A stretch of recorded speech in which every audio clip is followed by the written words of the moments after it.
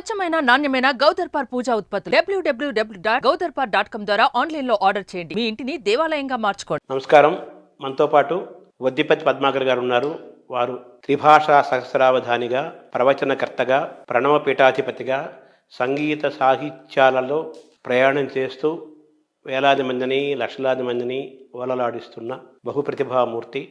అటువంటి వద్దిపతి పద్మాకర్ని అడిగి అనేక విషయాలు, విశేషాలు, లోక ప్రయోజనకరమైన అంశాలు తెలుసుకునే ప్రయత్నం చేద్దాం. నమస్తే. మీకు ఇంతటి జ్ఞాపక శక్తి ఏ విధంగా వచ్చింది? ఇప్పటికీ కొన్ని వేల పద్యాలు, శ్లోకాలు, స్తోత్రాలు, కవచాలు అలవోకగా చదువుతుంటారు. నేను కుర్తాల పీఠాధిపతి పూర్వాశ్రమ ప్రసాదరాయ కులపతి గారు నేటి సిద్ధేశ్వరానంద భారతీ స్వామి వారి దగ్గర చూశాను. అది అలవోకగా ఉన్న బలంగా శ్లోకాలు, పద్యాలు, స్తోత్రాలు, విషయాలు చదువుతారు. అలాగే మీలో కూడా అలా ప్రవాహంలాగా వచ్చేస్తాయి. అవధానంలోకి వెళ్ళబోయే ముందు ఈ జ్ఞాపక శక్తి, ఈ ధారణ, మీకు ఈ ప్రతిభ ఎలా వచ్చింది? నమశివాభ్యాం నవయౌవనాభ్యాం పరస్పరాశ్లిష్ట వపుర్ధరాభ్యాం నగేంద్రకన్యా వృషకేతనాభ్యాం నమో నమః శంకర పార్వతీభ్యాం అని ముందుగా నేను ఆది దంపతులకు నమస్కరిస్తున్నాను. ఎందుకంటే వారి కటాక్షమే ఇవాళ నాకు శ్రీరామ రక్ష, ఈ అవధాన భిక్ష. ఈ జ్ఞాపక శక్తి బహుశా జన్మతః వచ్చిందని మా నాన్నగారు అంటారు. ఒక చిన్న విషయం వల్ల నాకు అవధానంలోకి వచ్చాను. చిన్నప్పటి నుంచి అద్భుతమైన ధారణ ఉన్నది అని పెద్దలు చెప్పడమే కానీ నాకైతే దాని మీద దృష్టి లేదు. ఒక రోజున బహుశా నాకు 5 ఏళ్ళు 6 ఏళ్ళు ఉంటాయేమో. మా అదృష్టం ఏంటంటే అందరిలాగా 3 ఏళ్లకి ఎల్కేజీలో దోసేయడం కానీ, లేకపోతే ఓ బండెడు పుస్తకాలు ఉన్నటువంటి సంచి వీపుకి తగిలించి పంపించడం కానీ మా నాన్నగారు చేయలేదు. ఓసారి ఉంగుటూరు అని ఒక పల్లెటూరు ఉన్నది, పశ్చిమ గోదావరి జిల్లాలో తాడేపల్లిగూడానికి చాలా దగ్గరలో ఉంటుంది. తాడేపల్లిగూడెం, ఆ తర్వాత బాదంపూడి, బాదంపూడి తర్వాత ఉంగుటూరు, ఆ తర్వాత చేపురోలు, తర్వాత కైకరం, పోళ్ల, భీమడోలు, ఏలూరు. ఇది ఆ పరంపర. అందులో ఆ ఉంగుటూరులో మా నాన్నగారు ఒక ఏడాది ఉండవలసి వచ్చింది. ఆ సమయంలో నాన్నగారు హిందీలో రాసిన అల్లసాని పెద్దన మనుచరిత్ర కావ్యాన్ని తల్లాప్రగడ సుందర శివరావు గారు అనే ఆయనకి వివరిస్తున్నారు. అల్లసాని పెద్దన వారి మనుచరిత్ర గురించి తెలియని వాళ్ళు ఎవరు ఉంటారు? దాన్ని ఆయన హిందీలోకి అనువాదం చేశారు. ఆ హిందీ అనువాదంలో ఒక అద్భుతమైన పద్యం ఉన్నది. మంచి సంస్కృత సమాసాలతో నాన్నగారు హిందీలో కూడా అంతంతం చూపించారు తెలుగులాగా. హరాభర కేదారు రక్తోత్పలోంక మధుహాసు ఆసుపాసు సువాసు బిఖేరురహ చెబిమాన్ తీర్రుపర్రు వకుళ్ళు అశోకుపోగ పున్నాగు రసాలు రంభ నారికేళ నారంగొంక మహోద్యాన్ బీచు మర్రకత్తు మణి వల్లరియా చెడి మానో శిల్ప స్వయం మూర్తిమాను ఆగే విద్యమాను చంద్రకాంత శిలా కాయమాను ద్రాక్ష మఢి లక్ష లక్ష ఫల్ల గుచ్చ లంబమాను. ఇది ఆ పద్యం.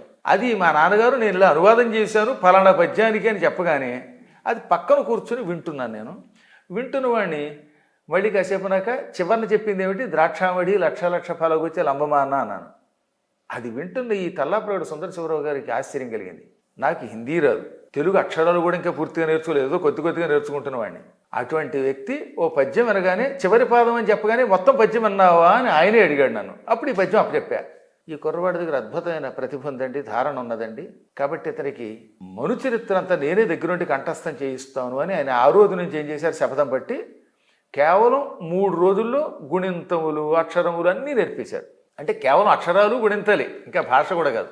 2 ఆశ్వాసములు అల్లసాని వారు రాసిన మనుచరిత్రలో సారోచ్యషమును సంభవంలోని మొదటివి 2 కంఠస్థం చేయించారు. వేద పండితులు చూడండి పిల్లలకి చెప్పేస్తారు అలాగే మౌఖికంగా, పుస్తకం కాదు, మౌఖికంగా ఆయన చెప్పడం, నేను అప్పచెప్పడం. అంటే మన విద్యా విధానం ఒకప్పుడు అదే కదా. అదే కదా. అందుకే అసలు శృతి అని పేరు వేదమునకు. అంటే శృతం ఇది శృతి, వినబడేది. ఇది విని నేర్చుకోవాలి తప్ప పుస్తకాలు చూసి కాదు. అలా చెబుతూ ఉంటే అప్పచెబుతూ ఉంటే అప్పుడు ఆయనకు ఆనందం కలిగింది. అలా మొట్టమొదటిసారిగా నా ధారణ నాన్నగారి ద్వారా ఆయన గుర్తించటం, అల్లసాని పెద్దన మనుచరిత్ర. మీరు ఇప్పటికి కూడా ఆశ్చర్యపోతారు. ఇంకొక ఏడాది పోతే నేను కూడా షష్ఠపూర్తిలో కడుతున్నానండి. పుష్టిపూర్తి లేకపోయినా షష్ఠపూర్తిగా లోట్లేదు. అంత పుష్టిపూర్తి కాకపోవడం వల్ల షష్ఠపూర్తిగా ఇలా ఉన్నారు. అందులో అప్పుడు ఆయన గద్యములు ప్రత్యేకత పెట్టారు. వచనాలు గద్యం కేవలం 1-2 సార్లు. మొదట్లో ఆయన నోటితో చెప్పేవారు, తర్వాత పుస్తకం ఇచ్చారు. పుస్తకం ఇచ్చి ఒరే మధ్యాహ్నానికి ఈ గద్యం అప్పచెబితేనే నీకు అన్నం రానివారు. చాలా స్ట్రిక్ట్గా ఉండేవాడు అండి ఆయన. సుందర శివరావు గారు ప్రేమ లోపలున్న పైకి మాత్రం కఠినంగా కనపడేవాడు ఆయన. నిండు మనంబు నవ్య నవనీయత సమానం పలుకు దారుణాఖండల శస్త్రతుల్యం అనేది ఆయన ఎడలో చూసాం. మనస్సేమో వెన్నపోస, మాట చూస్తే కటుగా ఉంటుంది. మహాత్ముల యొక్క లక్షణాలు అలా ఉంటాయి. నేనన్నాను భోజనం దాకా ఎందుకు, మీరు వెళ్ళేలోపు అప్పచెప్పేస్తానన్నాను. ఆయన కొంచెం కోపం వచ్చింది. ఏవరా మరీ అహంకారం పెరిగిందా, పావు గంటలు అప్పచెప్పేస్తారా, ఏకంగా పేజీ ఉంది కదా ఈ గద్యం అంటే. ప్రయత్నిస్తానండి అన్నాను. ఎందుకు ఆయన అందరం గురువు గారు అనేవారు కాదు, సుందర శివరావు గారని. మా అక్కయ్య కానీ మా అన్నయ్య కానీ మేమందరం కూడా శివరావు గారు వచ్చారనేవారు తప్ప, ఎందుకంటే ఆయన పాఠం చెప్పాలి, కేవలం అప్పచెప్పించుకున్నారు కానీ. అందుకని శివరావు గారు పావు గంటలు అప్పచెప్తానంటే సరే పక్కన కూర్చున్నారు ఆయన. సరిగ్గా 8 నిమిషాలు, పావు గంట అన్నారు కానీ 8 నిమిషాల్లో ఆ గద్యం అప్పచెప్పాను. అది ఎట్లుండే వినుము గృహస్థరత్నంబ లంబమాన రవిరథ తురంగ శృంగార చారు చామర ఛట ప్రేక్షణ క్షణోద్గ్రీవ చమర సముదయంబుగు ఉదయంబునంగల విశేషంబులు శేషఫణికి నేను లెక్కింప శక్యంబే అంధకరిపు కంధరావాస వాసుకి వియోగ భవ దుర్వ్యథా భోగ భోగిని భోగ భాగ పరివేష్టిత పటీర విటపి వాటిక వేల్ల తేలా లతావలయంబగు మలయంబునంగల చలువకు విలువయ్యది అకటకట వికట కూట కోటి విటంక శృంగాటకాడౌగమాన జరదిందు బెంబగళదమృత దుర్దిన ఆర్ద్రీకృత సల్లకి పల్లవ ప్రభంజన పరాంజన హస్తిహస్తంబగు మణిప్రస్తరంబుల విశ్రాంతి చింతించిన మేనం పులకలిప్పుడు బడమెడు స్వస్వప్రవర్ధిత వర్ధిష్ణు ధరణీరుహ సందోహదోహద ప్రధాన సమాన ఖేల దైల విల విలాసిని విలాస వాచాల తులా కోటి కలకల ఊయమాన మానస మదాల సమరాళంబుగు రజత శైలంబు నోలంబులం కాలగడు విహార ప్రదేశంబులం గన్న సంస్కృతి క్లేశంబులు వాయవే సతత మద జలశ్రవణ పరాయణైరావణ విషాణ కోటి సముట్టంకిత కటక పరిస్ఫురత్ కురువంద కందళ వ్రాత జాతాలాత శంకాప సర్పద భ్రము భ్రమీ విభ్రమ ధురంధరంబగు మేరు ధరాధరంబు శిఖరంబుల సోయగంబులు కలయం కనుంగొనుట బహుజన్మ కృత సుకృత పరిపాకంబునంగాక ఏల చేకూర నేర్చునట్టి మహాద్భుతంబులు ఈశ్వరానుగ్రహంబున అల్పకాలంబున కనుంగొంటి ననుటయు ఈషదంకురిత హసన గ్రసిష్ణు గండయుగుడుండగుతూ ప్రవరుండతనికి ఇట్లని. ఇది ఆ గద్యం. అప్పుడు మాత్రం ఆయన చాలా ఆనందపడిపోయి, ఆయన ఎక్కువ పొగిడేవారు కాదు, పొగిడితే పిల్లలు పాడైపోతారు. కానీ నాకు తెలియకుండానే పక్కన మా నాన్నగారి దగ్గరికి వెళ్ళి వీడు నిజంగా కారణ జన్ముడు అండి అన్నారు. ఈ విధంగా మొత్తం మీద నాలో ధారణ ఉందని ఆయన కొంత, నేను కొంత, నాన్నగారు కొంత గుర్తించాం. ఆ తర్వాత పాఠశాలలోకి వెళ్ళిన తర్వాత వీటి విషయాలు మర్చిపోయినా సమయం వచ్చినప్పుడు పరమాత్ముడు అనుగ్రహిస్తాడు కనుక ఒకానొక కారణం చేత నా 8వ ఏట ఇంట్లోంచి బయటికి వెళ్ళిపోవాల్సి వచ్చింది. అక్కడ అదొక అద్భుతమైన విశేషం అనుకోండి. ఇవాళ వాళ్ళకి ఇలాంటివి మీరు చెబితే దొంగలు అబద్ధాలు అంటున్నారు, అందువల్ల వాళ్ళకి చెప్పాలంటే కూడా చికాకు అనిపిస్తుంది, నమ్మశక్యంగా కొన్ని. కానీ మీరు కళ్ళెదురుగుండా చూస్తున్నారుగా ఈ ధారణ, అది పరమేశ్వర అనుగ్రహం. ఈ సృష్టిలో మానవుని యొక్క బుర్రకి దృష్టికి అందరి అనేక విశేషాలు ఉన్నాయి. అవి సమయం వచ్చినప్పుడు బయటపడతాయి. 32 ఏళ్ల వయస్సులో అవతారం చాలించిన శంకరుడు రాసిన కావ్యాలు ఎవరైనా రాయగలిగారా? అసలు ఆ కావ్యాలు చదవడానికి, ఆ స్తోత్రాలు చదవడానికి, అర్థం చెప్పడానికి మన జీవితం సరిపోదు. ఒక శ్లోకమే దొరకబట్టలేదు, అది దానికి అర్థమే చెప్పలేరు, చదవలేరు. ఎన్ని రాశాడు ఆయన? ముదాకరాత్మ మోదకం అంటూ గణపతి మీద, వామాంకస్థిత జానకీ పరిల సత్కోదండ దండంకరి అంటూ భద్రాచలం వెళ్ళి రాముడి మీద రాశాడు. లక్ష్మీ నృసింహ మమదేహి కరావలంబం అంటూ నృసింహ స్తోత్రం రాశాడు. సౌందర్యలహరి, శివానందలహరి, సుబ్రహ్మణ్య భుజంగ ప్రయాత స్తోత్రం, ఆంజనేయుడి మీద అద్భుతమైనటువంటి ఆర్యాఛందస్సులో స్తోత్రాలు, దారిత దశముఖ కీర్తి, పురతో మమ పాతు హనుమతో మూర్తి. ఇలా ఒకటి కాదు, ఇన్ని కావ్యములు, ఇన్ని స్తోత్రములు, ఇన్ని విశేషములు కేవలం 32 ఏళ్లలోపు. అది కూడా ఇంత తీర్థయాత్రలు చేస్తూ తిరిగిన చోటేమో పడుకోడు, పడుకున్న చోట మళ్ళీ భోంచేయడు ఆయన రాశాడు. అది ఎలా వచ్చిందంటే అది భగవద్ అనుగ్రహం. కాబట్టి నిజంగా కూడా నా అదృష్టం, నాకు ఆది దంపతుల యొక్క అనుగ్రహం కలిగింది. వారి అనుగ్రహంతో ఇదో ఈ కావ్య మార్గంలో ప్రయాణం చేస్తున్నాం. అంటే మామూలుగా పద్యము ధారణకు లొంగుతుంది, శ్లోకం, సంస్కృత శ్లోకం ఇంకా బాగా లొంగుతుంది, కానీ గద్యము కొంచెం కష్టం అంటారు. అవునండి. కానీ మీరు గద్యం కూడా అవలేలుగా చెప్పారు కదా. అది నిజంగానేనండి. పద్యానికి ఏంటంటే ఛందస్సు ఉంటుంది కనుక యతి ప్రాస ఉంటాయి. సంస్కృతంలో అయితే ఒక నడకని బట్టి, సంస్కృతంలో యతి అంటే విరగడమే, అక్షరం అవసరం లేదు, ప్రాస నియమం లేదు. అయినప్పటికీ వాటికన్నా ఒక గతి వల్ల అవి తెలుస్తాయి. గద్యమునకు అటువంటి గతి ఉండదు, ధారణకి చాలా కష్టం. అందుకనే అవధానాల్లో కూడా దత్తపదులు ఉన్నాయి కాబట్టి ధారణ చేయడానికి ఇది ఒక ఆధారం. సమస్య వాడే ఇస్తాడు కనుక ఆధారం, వర్ణనకు ఆధారంగా ఉంటుంది. మనమే రాయాలి 4 పదాలోన, కాబట్టి అది కొంచెం కష్టమే. ధారణలు అవధానాల్లో వర్ణనలు ఎలా కష్టమో తెలుగు చదువుకున్నటువంటి వాళ్ళకి సంస్కృతం చదువుకున్న వాళ్ళకి గద్యం ధారణ చేయడం కష్టమే. అందుకని నేను ఫోకస్ దాని మీద పెట్టాను. నా చిన్నప్పటి నుంచి నాకు ఏది కష్టమో దాని మీద దృష్టి పెట్టేవాడిని. అదే కష్టమైనది ఇష్టంగా మార్చుకుని దృష్టి పెడితే అదే విశిష్టతను తెచ్చిపెడుతుంది. ఇప్పటికి కూడా మీకు ఎవరికైనా ఓపిక ఉంటే కనీసం ఒక 1000 గద్యాలు మాత్రం అప్పచెప్పగలను. పోతన గారి భాగవతంలో కానీ, అల్లసాని వారివి కానీ, నాకుగా నేను తయారు చేసుకున్న గద్యములు కానీ, మహానుభావులైనటువంటి అష్టదిగ్గజాల వాటిల్లో కానీ, శ్రీకృష్ణదేవరాయల వాటిల్లో కానీ, వీటిల్లో గద్యాలు అంటే నాకు చాలా ఇష్టం. అందులో పెద్ద గద్యాలు ఎంత కష్టమో చిన్న గద్యాలు ఇంకా కష్టం అండి. అవునా? ఇప్పుడు పోతన గారి భాగవతం హాయిగా వెళ్ళిపోతుంది. నారదుడు ఎలా శపించను అని ఒక పద్యం చెప్పేసి ఆ తర్వాత ఏం చేస్తాడు, నారదుడు శపించే చోట ఈ రెండింటికి మధ్యలో చిన్న గద్యం పెడతాడు. అది కష్టం. ఇంకా దానికి ఉదాహరణగా నలకోబరం మణిగ్రీవులని ఇద్దరున్నారు. ఆ ఇద్దరు కుబేరుడు కొడుకులు. వాళ్ళు నారదుని ఎదురుగుండా తాగి తందనాలాడి బట్టలు లేకుండా తిరిగారు. అది కూడా మందాకినిలో కేదారంలో. దాంతో నారదునికి కోపం వచ్చింది. వాళ్ళని శపించాలి. ఆ శపించడానికి ముందు ఓ చిన్న గద్యం రాస్తాడనమాట. మున్ను కుబేరుని కుమారులు నలకోబర మణిగ్రీవులను గుహ్యకులు శంకర కింకరులై అహంకరించి వెండి కొండ మీద పాడిడి చేడియలం గుడికొని కరేణు సంగతంబులైన ఏనుంగుల భంగి సురంగంబులైన మందాకిని తరంగంబుల వ్యవస్థులై జలక్రీడలు ఆడుతున్న సమయంబున దేవరిషి అయిన నారదుండచ్చువటికి విచ్చేసిన చెచ్చర అచ్చెలువులు వలువలు ధరించిరి మదిరాపాన పరవశులు కావున వారులు వ్యవస్థులై మెలంగుతున్న నారదుండు వారల శపించువాడై ప్రతీకంబుగానొక్క గీతంబు పాడి వినుము. అంటే ఇలాంటి గద్యాలు ఇవి కొంచెం చదవడానికి కష్టం, కంఠస్థం చేయడానికి కష్టం. ఇంకా కష్టం. ఇలాంటి గద్యాలు ఎన్నుంటాయో చిన్ని చిన్నవి అనమాట. అక్కడ అటువంటి వాటి మీద ఇష్టం పెట్టుకుని మొత్తం పోతన భాగవతం ఈ చివరి దాకా నా చిన్నప్పుడు కంఠస్థం చేశాను. మామూలుగా ఈ కందం చెప్పిన వాడే కవి అంటారు, అలాగే గద్యంలో కవిత్వం చెప్పిన వాడే గొప్ప కవి కూడా అంటారు కదా. అవునండి. కాదంబరి వాళ్ళంతా. ఎందుకనంటే గద్యంలో మెప్పించడం కష్టం, ఓ ప్రవాహం ఉండదు, కంఠస్థం చేయడం కష్టం. కానీ దానిలో కథను చొప్పించాలి. తేట తెలుగు లేదా చందమామ భాషలో చెప్తే అర్థమవుతుంది కానీ కథ ఇందులో అర్థం కాదు. అర్థం కాకుండా అనేక రకాలైన అలంకారాలు చెప్పాలి. నిజంగా అది చాలా కష్టం. అందుకని గద్య కవిత్వం మీద దృష్టి పెట్టిన వాళ్ళు చాలా తక్కువ మంది ఉంటారు. పద్యాలు రాస్తూ మధ్యలో ఎడనడ గద్యం తప్ప పూర్తి గద్యం రాయరు.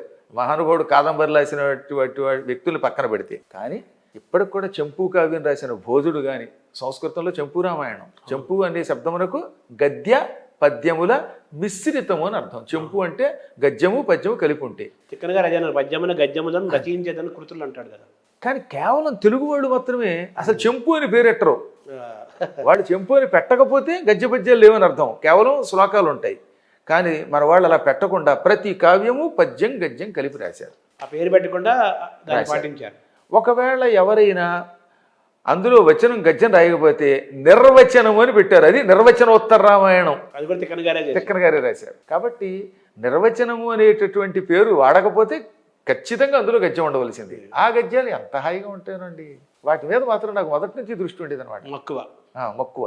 అయితే సార్ స్వామి, మామూలుగా చాలామంది విద్యార్థులు పోటీ పరీక్షలకు వెళ్ళేవాళ్ళు, రకరకాల వాళ్ళ ఉద్యోగాల్లో ఉండేవాళ్ళు, వీళ్ళందరూ కూడా మాకు జ్ఞాపక శక్తి రావట్లేదు, ఎంత చదివినా గుర్తుండటం లేదు అంటున్నారు కదా.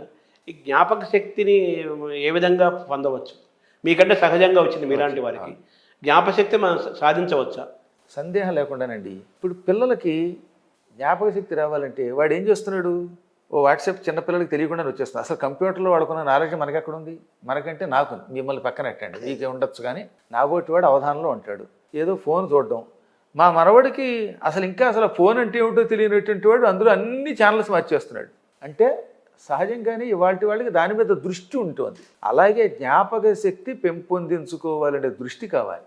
కొంతమంది ఉంటారు, వాడు చిన్నప్పుడు పుట్టినప్పటి నుంచి ఇప్పటిదాకా 63 ఏళ్ళు వయసు అనుకోండి. ఒక ఆవిడ చూశానండి, 63 ఏళ్ళు ఆవిడకి. ఇప్పుడు ఇంచుమించుగా 63, 62. వాడు చిన్నప్పుడు నా వీపు మీద ఏమో చెంచాతో కాల్చాడు, ఆ సమయంలో వాడు నా చీర ఎత్తుకుపోయాడు, అప్పుడు నా దగ్గర 2 బూర్లు ఎత్తుకుపోయాడు. ఇవి అప్పు చెబుతుంది కదా ఆవిడ. చెబుతుంది ఆవిడ పుట్టినప్పటి నుంచి ఎప్పటిదాకా ఇటువంటివన్నీ గుర్తుపెట్టుకుంది. అంటే ధారణ దేని మీద పెట్టింది?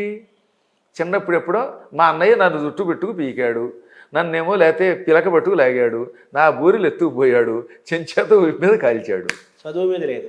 అదే ఇదే మాట ఎందుకు చెప్తానంటే, వాళ్ళ పిల్లలకి అందరికీ ధారణ అంతో ఎంతో ఉంటుంది. మరీ బండ పీనుకుని పక్కన పెట్టండి. ఎక్కువ మందికి ధారణ లేక కాదు, కానీ దానిని ఉపయోగించుకోవటం లేదు. మొదట 10 సార్లు చదవమనండి వాడు చదివే పరీక్షకి వెళ్ళేదాన్ని. జ్ఞాపకం పెట్టుకోవాలనుకున్నటువంటి ఒక పద్యమో గద్యమో లేక మ్యాథమెటిక్సో లేక నాటకమో ఏది ఉంటే దాన్ని 10 సార్లు కష్టపడి బట్టి పట్టగా మొదట్లో 10 సార్లు చదివితే వచ్చినటువంటి ఆ విద్య తర్వాత 2 సార్లకే కంఠస్థం అవ్వడం మొదలెడుతుంది, లోపల లాక్ అయిపోతుంది. పెడుతుంది. అలాగ ప్రయత్నంతో ప్రతి వ్యక్తి ధారణ పెంచుకోవచ్చు. యత్నే కృతే యది నసిద్ధ్యతి కోత్ర దోష. ముందు నువ్వు ప్రయత్నం చెయ్యి. ప్రయత్నించినప్పటికీ అందులో విజయం పొందకపోతే నీ తప్పు లేదుగా. అసలు ముందు నువ్వు ప్రయత్నించాలి. We should try and try till we get success. అవును. కాబట్టి ప్రయత్నం చెయ్యాలి. ఆ ప్రయత్న లోపమే ఇప్పుడు మన వాళ్ళలో కనపడుతుంది. సో జ్ఞాపక శక్తి అనేది లోపల ప్రతి మనిషికి ఎంతో కొంత జ్ఞాపక శక్తి ఉంటుంది. తనలో ఉన్న జ్ఞాపక శక్తిని బయటికి తీసి తను ఎంచుకున్న చదువులోనో రంగంలోనో సంబంధించిన జ్ఞానాన్ని పొంది తిరిగి దాన్ని మళ్ళీ రాసి చెప్పి అక్కడ సక్సెస్ అయ్యి నెంబర్ 1 అయ్యి బాగా వృద్ధిలోకి రావాలి అంటే తన లోపల ఉన్న జ్ఞాపక శక్తిని బయటికి తీయడానికి అనేక మార్గాలు ఉన్నాయి. అందులో పదే వల్లె వేయటం 10 సార్లు చదవటం అనేది ఒకటి.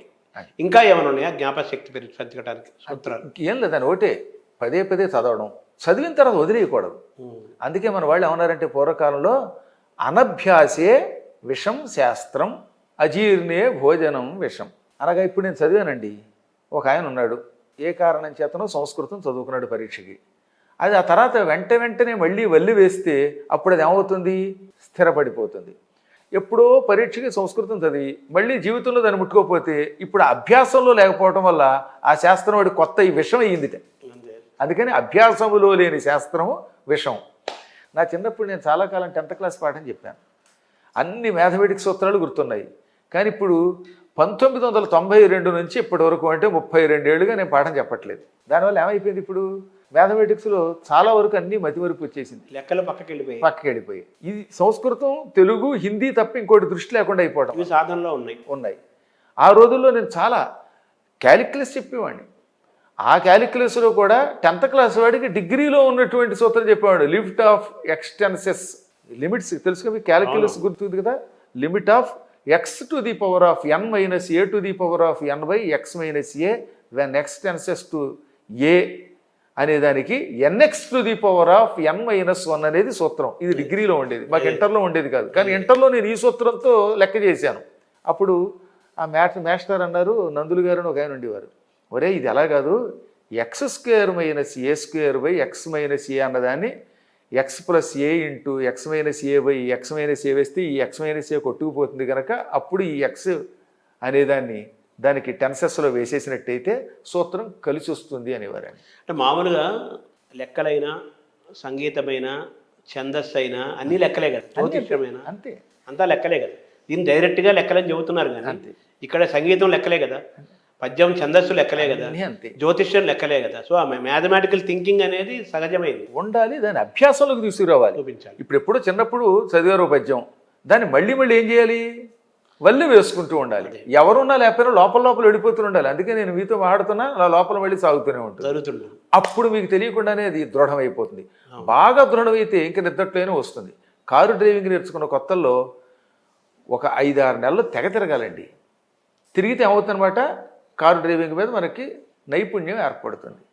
నేర్చుకున్న తర్వాత వదిలేశారంటే మళ్ళీ మొదలుకు వస్తుంది. మామూలుగా ప్రతిభ వ్యుత్పత్తి అభ్యాసం అంటారు కదా. సహజమైన ప్రతిభకు అభ్యాసం, ఇది చెప్పినట్టుగా సాధన చేస్తూ ప్రాక్టీస్ చేస్తూ ఉంటే అందులో మనకు వ్యుత్పత్తి స్కాలర్షిప్ వచ్చేస్తుంది. అది ఏ సబ్జెక్ట్ అయినా అనేది ఈ మూడిట్లో మీ ప్రయాణం జరిగింది కదా. దానికి రెండు, ప్రతిభ వ్యుత్పత్తి. ఈ వ్యుత్పత్తి అభ్యాసం కూడా, అభ్యాసం అన్నా వ్యుత్పత్తి అన్నా పెద్ద తేడా ఏం లేదు. తేడా ఏమిటంటే ప్రతిభ దైవదత్తం పుట్టుకతో వచ్చేది. ప్రతిభ అంటే వాడికి పుట్టుకతో వచ్చేస్తున్నాడు, ఒక్కొక్క దాని మీద జ్ఞాపకశక్తో, లేకపోతే ఒక్కొక్కటి చూడండి అసలు సంగీతం నేర్చుకోడు, పుట్టుకతో సంగీతం పాడతాడు, బొమ్మలు వేస్తాడు, అది ప్రతిభ అంటాం అనమాట. పుట్టుకతో వచ్చే సహజ లక్షణం ప్రతిభ. వ్యుత్పత్తి అంటే అనేక కావ్యములను చదవడం వల్ల అందులో ఉన్నటువంటి పదాలు మనస్సులోకి చేరటం, వొకాబ్యులరీ అని కూడా ఇంగ్లీష్లో అంటాం దాన్ని. పాండిత్యం అది చదవడంతో వస్తుంది. ఒకటి పుట్టుకతో వచ్చేది, రెండోది అనేకమైన వాటిని అభ్యాసం చేయటం వల్ల, చదవడం వల్ల తెచ్చుకున్నటువంటి ప్రతిభ. ఈ రెండూ కలిపి ఉంటేనే అప్పుడు వాడు కవి అవుతాడు. శక్తి అనమాట. వ్యుత్పత్తి రావాలంటే వరుసగా ఇప్పుడే చెప్పాను నేను, అవధానని కనుక ఆదికవి నన్నయ్యది, తిక్కన గారిది, ఎర్రాపెరగడ గారిది, అల్లసాని పెద్దన గారిది, ఇటువంటి అష్టదిగ్గజాలది, రాయలది, పోతన గారిది, ఇవన్నీ చదివేయాలి. చదివితే అవన్నీ జ్ఞాపక శక్తిలో ఉండిపోతాయి కదా. అప్పుడు ఆ శబ్దాలన్నీ మీకు ఎప్పుడు కావాలంటే అప్పుడు వచ్చి పడిపోతూ ఉంటాయి. అది వ్యుత్పత్తి. చదవడం ద్వారా తెచ్చుకున్నది వ్యుత్పత్తి. ప్రతిభ పుట్టుకతో వచ్చేది. ఈ రెండు ఉండాలి. అది మీరు సహజంగా మీలోని ప్రతిభని మీరు గ్రహించి పెద్దవాళ్ళు చెప్పడం ద్వారాను మీ ద్వారా మీ సొంతంగాను 3 రకాలుగాను గ్రహించి మీరు అది ప్రాక్టీస్లో పెట్టి ఆ వ్యుత్పత్తి సాధించి గురువులు ఇంత ప్రయాణం చేశారు. గురువులు ఎప్పుడు కేవలం మీకు ఇచ్చేది 10%, 10% గురువులు నేర్పేది. 90% శిష్యుడు ఏం చేస్తాడు? తన ప్రతిభతో సాధించుకోవాల్సింది. అదే కవి ప్రతిభలో నుండి కావ్యగత శతాంశముల యందు 90 అయిన పాళ్ళు అంటాడు తెలుసు. అంతే. అంటే 90% అనేది ప్రతిభే, అంతే. మిగతా 10% మిగతా అంతా. ఇప్పుడు ఆయన ఏదో చెప్తాడు, చెప్పిన తర్వాత మళ్ళీ ఏమవుతుంది, అక్కడికి వచ్చిన తర్వాత అయ్యో ఏమంటే అటజని కాంచని రోజు చదువుతారా పద్యం, మళ్ళీ పాఠం చెప్పండి అంటే దానికి ఎలాగానా పేకానా అవుతుందంటే నీలో ప్రతిభ తగ్గిపోయిందనమాట. ఆ ప్రతిభను తెచ్చుకోవాలి. అందుకే 90%. వ్యుత్పత్తిని నీ ప్రతిభలోకి లాక్కురావాలి. అంటే వ్యుత్పత్తి అంటే ఏం చెప్పాను? అనేకములు చదవడం, చదివింది నీ ప్రతిభ ఉందిగా, దానితోటి సరైన మార్గంలో పెట్టు. తర్వాత జ్ఞాపశక్తి పెరగటానికి ఈ ధ్యానము యోగ మార్గం కూడా ఉపయోగపడుతుంది అంటారు. ఇంకేమైనా మీరు ఏమైనా సూచిస్తారు? నాకు మాత్రం ధారణ ఎలా వచ్చిందో చెప్పలేను, దానంతరం అదే వచ్చింది, సహజంగా వచ్చేసి. ఆ ధారణ చేసే రోజుల్లో నాకు యోగాభ్యాసము తెలియదు, ధ్యానము తెలియదు, సమాధి తెలియదు. 10 సార్లు వలి వేయలేదు. అస్సలు ఏమీ లేదు ఆ రోజుల్లో. ఇప్పుడు అంటారా, మేము ఇప్పుడు యోగుల యొక్క మార్గంలో పెడుతున్నాం కాబట్టి ఇప్పుడు అందులో పెడుతున్నాం ఆసనాలు మొదలైనవి. నా ఉద్దేశంలో ఈ రెంటికి ఏం సంబంధం లేదు. దీనితో దాన్ని సంపాదించవచ్చు కొంతవరకు, కానీ ఈ అష్టాంగ యోగమునకు ఇప్పుడు ఇందులో చెప్పిన ఈ ధారణ ఏది పద్యాలు గుర్తుపెట్టుకునే ధారణకి ఏమీ సంబంధం లేదు. అంటే సామాన్యులు మామూలు సాధారణమైన విద్యార్థులు పోటీ పరీక్షలకు వెళ్ళే వాళ్ళకి జ్ఞాపశక్తి చాలా ముఖ్యము, తిరిగి వల్లెవేయటం రిపోర్టు ముఖ్యం. కాబట్టి అది సాధించాలంటే మీరు చెప్పారు కొన్ని, అందులో ఈ ధ్యానం ఉపయోగపడుతుందా? ఉపయోగపడుతుంది, సందేహం లేకుండా. ఎందుకని మీరు అన్నీ విడిచిపెట్టి మనస్సుని ప్రశాంతంగా ఉంచుకుంటారు. ధ్యానం చాలా గొప్పది, దాని గురించి ఒక ముక్కలో చెప్పకూడదు. ఈ మధ్యన ఎవడబడితే వాడే నేనే ధ్యానం అంటూ మొదలుపెట్టి ఏదో శ్వాస మీద ధ్యాస పెట్టేస్తే ఆ కాస్తే అదే ధ్యానం అండం, అదే సమాధి అండం, అదే యోగం అండం ఉందే. ఇవన్నీ కాదు. యోగ శబ్దమునకు కృష్ణ పరమాత్ముడు ఎన్ని నిర్వచనాలు ఇచ్చాడండి భగవద్గీతలో. యోగ చిత్తవృత్తి నిరోధక, రెండోది సమత్వం యోగ ఉచ్యతే. అసలు సమత్వం సాధించినప్పుడు అప్పుడు వాడికి ఇంకెప్పుడైతే రాగద్వేషాలు ఉండవో, ప్రతి ప్రాణిలో పరమాత్మను చూస్తాడో అన్నీ గుర్తుండిపోతాయి. అందువల్ల యోగ శబ్దం చాలా గొప్పది. అందులో ఒక్కొక్క ప్రక్రియను ఒక్కొక్కటి తీసుకుంటాడు. ఏనుగుని గుడ్డివాడు చూడండి, తొండాన్ని పట్టుకుని గుండ్రంగా ఉందనడం, కాళ్ళు పట్టుకుని స్తంభంలో ఉందనడం ఎలా అంటున్నారో, యోగాభ్యాసంలో అడుగు పెట్టినవాడు వాడికి తోచిన నిర్వచనం ఇస్తున్నాడు తప్ప అపూర్వమైనది యోగ శబ్దం అనేది. అంటే మన తెలుగు భాషలోనే విస్తారంగా పెరిగిన అవధాన విద్య, సంస్కృత మూలమైనప్పుడు వేదావధానం మొదలైనప్పటికీ కూడా తెలుగులోనే బాగా విస్తరించింది, తెలుగులోనే బాగా స్థిరపడింది అవధాన విద్య. ఈ అవధాన విద్య కూడా యోగ విద్యలో భాగంగానే చెప్పుకోవాలి కదా మనం. ఆ సందేహం లేకుండా. యోగాభ్యాసం చేసేవాడు ఒక్కసారి కళ్ళు మూసుకున్నంత మాత్రం చేతే సమస్తము ఎలా గోచరిస్తాయో అవధానంలో కూర్చోగానే వాడి ముందు అలా పడిపోతాయి అంతే. నాకైతే నిజం చెబుతున్నాను, నేను అంత పూర్వం అవధానంలో ఎవరిని నేను అడగను. అసలు నేను అవధానంలోకి వచ్చేనాటికి నాకు తిరుపతి వెంకట కవుల గురించి తెలియదు, కొప్పరపు కవుల గురించి తెలియదు, అసలు ఎవరి గురించి తెలియదు. నేను మొట్టమొదట చూసింది కడివెళ్ళ వరప్రసాద్ గారి అవధానం. అప్పటిదాకా అవధానం గురించి తెలియదని చెప్తున్నారుగా. అవధానం చూడగానే నేను చెయ్యొచ్చు కదా అని చేయడం మొదలెట్టాను. అందుకే నేను ఆయనకి గురుస్థానం ఇవ్వడానికి గల కారణం, ఎందుకంటే ఆయన చూసి నేర్చుకున్నాను కనుక. ప్రేరణ. ఆ తర్వాత ఎన్నో అవధానాలు చేసిన తర్వాత అప్పుడు వాళ్ళు అన్నారు, మరి పాతవాళ్ళని తలుచుకోకపోతే పాపం కదా. ఎవరు? మా నాన్నగారు లాంటి వాళ్ళు చెప్పారు. తిరుపతి వెంకట కవులు, కొప్పరపు కవులు వాళ్ళంతా మహానుభావులు, మనందరికీ ఆసుకవిత్వం గురించి చెప్పారు.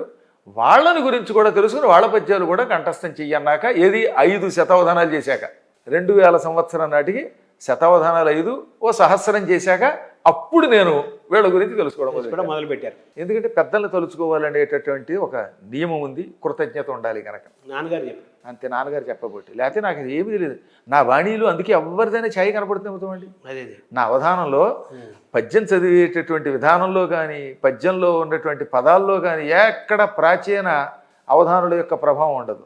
2000 సంవత్సరంలో సహస్రం అయ్యాక అప్పుడు వాళ్ళని గురించి తెలుసుకున్నాను. ఇప్పుడు మీ పైన ప్రసాదరాయ కులపతి గారు నేటి కుర్తాల పీఠాధిపతి యొక్క ప్రభావం కానీ ఆయనకు ఇది కానీ ఏమైనా ఉందా మీకు అనుమానం? నాకు 2000 సంవత్సరం వరకు వారితో పరిచయం లేదు. 2000 సంవత్సరంలో మొదటిసారిగా గుంటూరులో ఒకసారి చూశాను. కళ్ళేని ఆనందం కలిగింది. కారణం ఏంటంటే నా సహస్రావధానానికి ఇంకొక నెల్లాళ్లలో వారిని రమ్మని పిలవడానికి ముందనమాట పరిచయం.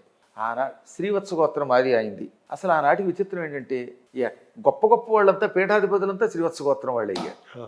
అప్పటికి ఆయనక పీఠాధిపతి అవ్వలేదు, 2002లో అయ్యారు. అప్పటికి మాకు విశ్వయోగి విశ్వం గారు శ్రీవత్సగోత్రం, మన కులపతి గారు శ్రీవత్సగోత్రం, అలాగే ఇంకా చాలామంది మహానుభావులైనటువంటి వాళ్ళందరితో పరిచయం ఉంది, వాళ్ళంతా గోత్రం. ఆయన ఆసుకవిత్వం గురించి విన్నాను, ఆయన ప్రేమని కళ్ళారా చూశాను. పిలవడానికి వెళ్ళాం మేము. ఆయన వచ్చి అవధానంలో కూర్చున్నారు. అవధానంలో కూర్చున్న తర్వాత ఆయన చెప్పిన కొన్ని పద్యాలు విన్నాక అదొక అభిమానం కలిగింది. ఇంకా అక్కడి నుంచి ఒక కుటుంబం అయిపోయింది అనుకోండి. కాబట్టి అవధానంలో సహస్రావధానం అయ్యేదాకా నాకు నా మీద ఎవరు ప్రభావం లేదు. 2000 వరకు వాళ్ళందరినీ పూజ్యులుగా చూడటమే తప్ప అవధాన కవితలు ఇంత చెబుతున్నానా. కడివెళ్ళ వరప్రసాద్ గారు అవధానం చూశాను, కానీ ఆ విధానం మళ్ళీ నాది వేరు. ప్రేరణ అంతే, ఆకర్షణ కలిగింది. అందులో ఎవరి మీద యొక్క ఎఫెక్ట్ మీద లేకుండా చూసుకున్నాను. తర్వాత మీలో ఈ అవధాన విద్య మీ జీవితంలో ప్రవేశించింది, ప్రేరణ కలిగింది. అవధానంలో మీకుంటే సహజమైన జ్ఞాపక శక్తి, కవిత్వ లక్షణం అవధానంలో రాణించడానికి ఉపయోగపడింది.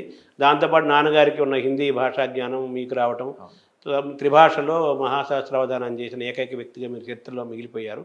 అయితే మీలో ఈ ఉపాసన మంత్రోపాసన, ఈ దైవం పట్ల సాధన, ఇది మీకు ఎలా కలిగింది, ఎప్పుడు వచ్చింది? ఇది ఒక అద్భుతమైన మార్గం. నాకు 8 ఏళ్ల వయస్సు. ఒకేసారి డైరెక్ట్గా నన్ను 4వ తరగతిలో వేశారు. అప్పటిదాకా వేయలేదు.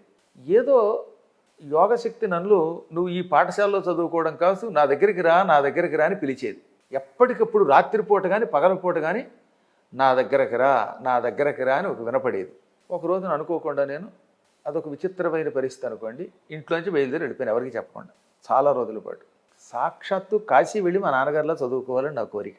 అలా బయలుదేరి వెళ్ళిపోతూ ఉంటే చేబ్రోలు అనేటటువంటి ఊరుంది గణపురానికి దగ్గరలో. ఆ చేబ్రోలు దగ్గర ఒక అయ్యర్ ఉన్నాడు. కాశీ ఎక్కడ ఉంది అన్నాను. కాశీ అంటే అప్పట్లో గంగా కావేరి అని కొత్త ఎక్స్ప్రెస్ అప్పుడే వేశారట క్లుప్తంగా. ఎక్స్ప్రెస్ విజయవాడలో బయలుదేరితే 2 రోజులు పెట్టేదిట. నాయన అంత దూరం 2 రోజులు ప్రయాణం, దాదాపు 1800 కిలోమీటర్లు విజయవాడ నుంచి అనగానే గుండె నీరైపోయింది. అయినా సరే ఇంట్లోంచి బయలుదేరని వెనక్కి వెళ్ళకూడదు. ఈ యోగుల యొక్క మనఃప్రవృత్తులు అందరికీ తెలియదు కదా. ఇంట్లో వాళ్ళు ఏదో పారిపోయారు అనుకుంటారు, వాళ్ళకి తెలియదు, అదో పిచ్చి అనుకోండి, అది పక్కన పెట్టేద్దాం. నేను ఏమైనా ఇంట్లోంచి వచ్చాను కనుక కాశీ వెళ్ళి చదువుకోవాలనుకుని బయలుదేరి ఆయన దగ్గర నుంచి విజయవాడ దాకా పరిగెత్తాను. నడిచి వెళ్ళిపోయారు. నడిచి దారిలో మంచినీళ్ళు తప్ప ఏమీ లేవు, కట్టుకున్న లాగు చొక్కా తప్ప ఏమీ లేదు. నిడమానూరు అని ఉంది అక్కడ విజయవాడకు ముందు. ఇప్పుడు నిడమానూరు అంటే బైపాస్. అప్పుడు ఊళ్ళోకి వెళ్ళేది చిన్న బ్రిటిష్ వాళ్ళ వంతెనది. ఆ వంతెన దగ్గరికి వెళ్ళేసరికి మాత్రం నాకు కళ్ళు తిరిగి పడిపోయాను. తిండి లేక పరిగెత్తుకుంటూ వెళ్ళడం వల్ల. ప్రొద్దుట బయలుదేరితే సాయంత్రానికి విజయవాడ చేరడం అంటే మాటలా. ఏ చేబురోలు ట్రైన్ ఎక్కాలని 100 కిలోమీటర్ల దూరం. అంటే ఆ రైలు ఎక్కాలని గంగా కావేరో ఏదో పట్టుకున్నాం, కాలి నడుకున్నాం, మొత్తం మీద కాశీ వెళ్ళాలి. అప్పుడు నాకు రైలు ఎక్కుతామో నడుస్తామో తెలియదు, మొత్తం మీద కాశీ వెళ్ళాలని బయలుదేరడం వల్ల. అప్పుడు తమాషా జరిగింది. ఓ తోపుడు బండి తోసుకుంటూ ఒక దంపతులు ఎడుతున్నారు. వాళ్ళకి ఇంచుమించుగా వయస్సు ఒక 30 ఉంటుంది. ఆ దంపతులకి 2 కొడుకులు ఉన్నారు పక్కన, తెల్లగా ఉన్నారు అందంగాను. దంపతుల్లో ఆ స్త్రీ ఏమంది, ఎవరో కుర్రాడు పడిపోతున్నాడు చూడండి అంది. ఆ మాట నాకు వినపడింది. ఆయన పరుగున వచ్చి తోపుడు బండిలో ఉన్నటువంటి ఓ చెంబు పట్టుకొచ్చి ఆ చెంబులో ఉన్న అంబులు మీద జల్లారు. ఆ నీళ్లు జల్లగానే మళ్ళీ స్పృహ వచ్చింది. తోపుడు బండి అంటే ఏం బండిది? అప్పట్లో మీకు గుర్తుందా? అవును, రిక్షా చక్రాలు లాంటి చక్రాలు ఉండేవి. పెద్ద చక్రాలు. అడుగుని కింద ఒక వల ఉండేది, నెట్. అందులో కొన్ని సామాన్లు పెట్టుకుని పైన ఏవో పళ్ళు పెట్టుకుని అమ్ముకునేవారు. అటువంటి తోపుడు బండి. దాని మీద 2 పిల్లలు ఉన్నారు. వాళ్ళకి 2 తోసుకుంటూ పెడుతున్నారు. ఆ నీళ్లు నా మీద జల్లాడు ఆయన. నాకు స్పృహ వచ్చింది. ఏనాయన ఎక్కడికి వెడుతున్నావు అంటే చెప్పనన్నాను. చెబితే మళ్ళీ మా ఇంటికి పట్టుకుపోతారు అని. అప్పుడు నువ్వు ఎక్కడికి వెడుతున్నావో మాకు తెలుసు, కాశీ వెడుతున్నావు. మేము కూడా కాశీ వెళ్ళాలనుకున్నాం, కానీ ప్రస్తుతం శ్రీశైలం పెడుతున్నాం. మీ నాన్నగారు నీకు చెప్పే ఉంటారు కదా. వాళ్ళకి ఎలా తెలిసింది? మీరు చెప్పలేదు కదా కాశీ. ఏం చెప్పలేదు నేను. నువ్వు కాశీ పెడుతున్నావు తెలుసు మాకు. మీ నాన్నగారు చెప్పారు కదా కాశీఖండం గురించి. మా నాన్నగారు ఎప్పుడు కాశీలో చదువుకోవడము, ఆ రేవులు అవన్నీ చెప్పేవారులేండి. ఆ కథ అంతా ఎప్పుడు ఎన్నిసార్లు చెప్పారు. అందుకే నాకు కాశీ మీద మక్కువ కలిగింది. అసలు మా నాన్నగారు నాకు చెప్పిన విషయం వాళ్ళకి ఎలా తెలుసు? అది తెలియదు నాకు. అప్పుడు ముందు శ్రీశైలం వెళ్లకుండా కాశీ వెళ్ళకూడదు అన్నారు. నువ్వు మర్చిపోయావా అంటే అవునండో అన్నాను. అయితే మాతో శ్రీశైలం రా అన్నారు వాళ్ళు. సరే, వాళ్ళతో శ్రీశైలం పెద్ద కథ. వాళ్ళు మంచి మధ్యలో కథలు చెప్పేవారు. విజయవాడ చూపించారు అమ్మవారిని, తర్వాత త్రిపురాంతకం చూపించారు, కాలినడకని ఇదంతా. అంటే దీని మీద ఒక కావ్యమే రాయొచ్చు అంతే. ఆ రకంగా వాళ్ళు వండి భోజనం పెట్టేవారు. భోజనం మంచి రుచిగా ఉండేది. వాళ్ళ అబ్బాయి యొక్క నిక్కరు చొక్కా కూడా నాకు ఇచ్చారు. శ్రీశైలం దాకా వెళ్ళామండి. ఆ తర్వాత మధ్యలో ఎన్ని కథలు చెప్పారో, పురాణ కథలు. శిఖర దర్శనం దగ్గర ఆపారు. అప్పట్లో శిఖర దర్శనానికి పైకి నడిచి వెళ్లాల్సిందే, కానీ మెట్లు ఎప్పట్లాగా కారు వెళ్ళవు కదా. ఆ కింద బండి ఆపారు, మెట్లు ఎక్కించారు. మంచి చురుగ్గా పైకి ఎక్కాం అందరం. ఆ శిఖర దర్శనం దగ్గర చిన్న నంది ఉంటుంది కదా, ఆ నంది కొమ్ముల్లోంచి శిఖరం చూడాలి. అక్కడ శిఖరం కనపడుతోందా అని ఆ కొమ్ముల్లోంచి చూపించారు వారు. కనపడుతోందండి అన్నాను అని వెనక్కి తిరిగి చూస్తే ఆ ఇద్దరు లేరు, పిల్లలు లేరు. కిందకి దిగి వెళ్ళిపోయారేమో ఇక్కడ నన్ను వదిలేసి అనుకుని కిందకి చూస్తే కింద అసలు బండి లేదు. కేవలం క్షణములలో ఆ బండి మాయమైపోయింది. పిల్లలు లేరు, దంపతులు లేరు. అప్పుడు నా కళ్ళ వెంబడి నీళ్ళు వచ్చాయి.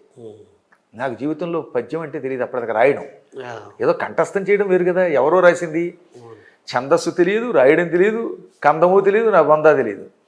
కానీ తెలియకుండా నేను ఆ నోట్లోంచి ఒక పద్యం, మొదటి పద్యం వచ్చిందనమాట.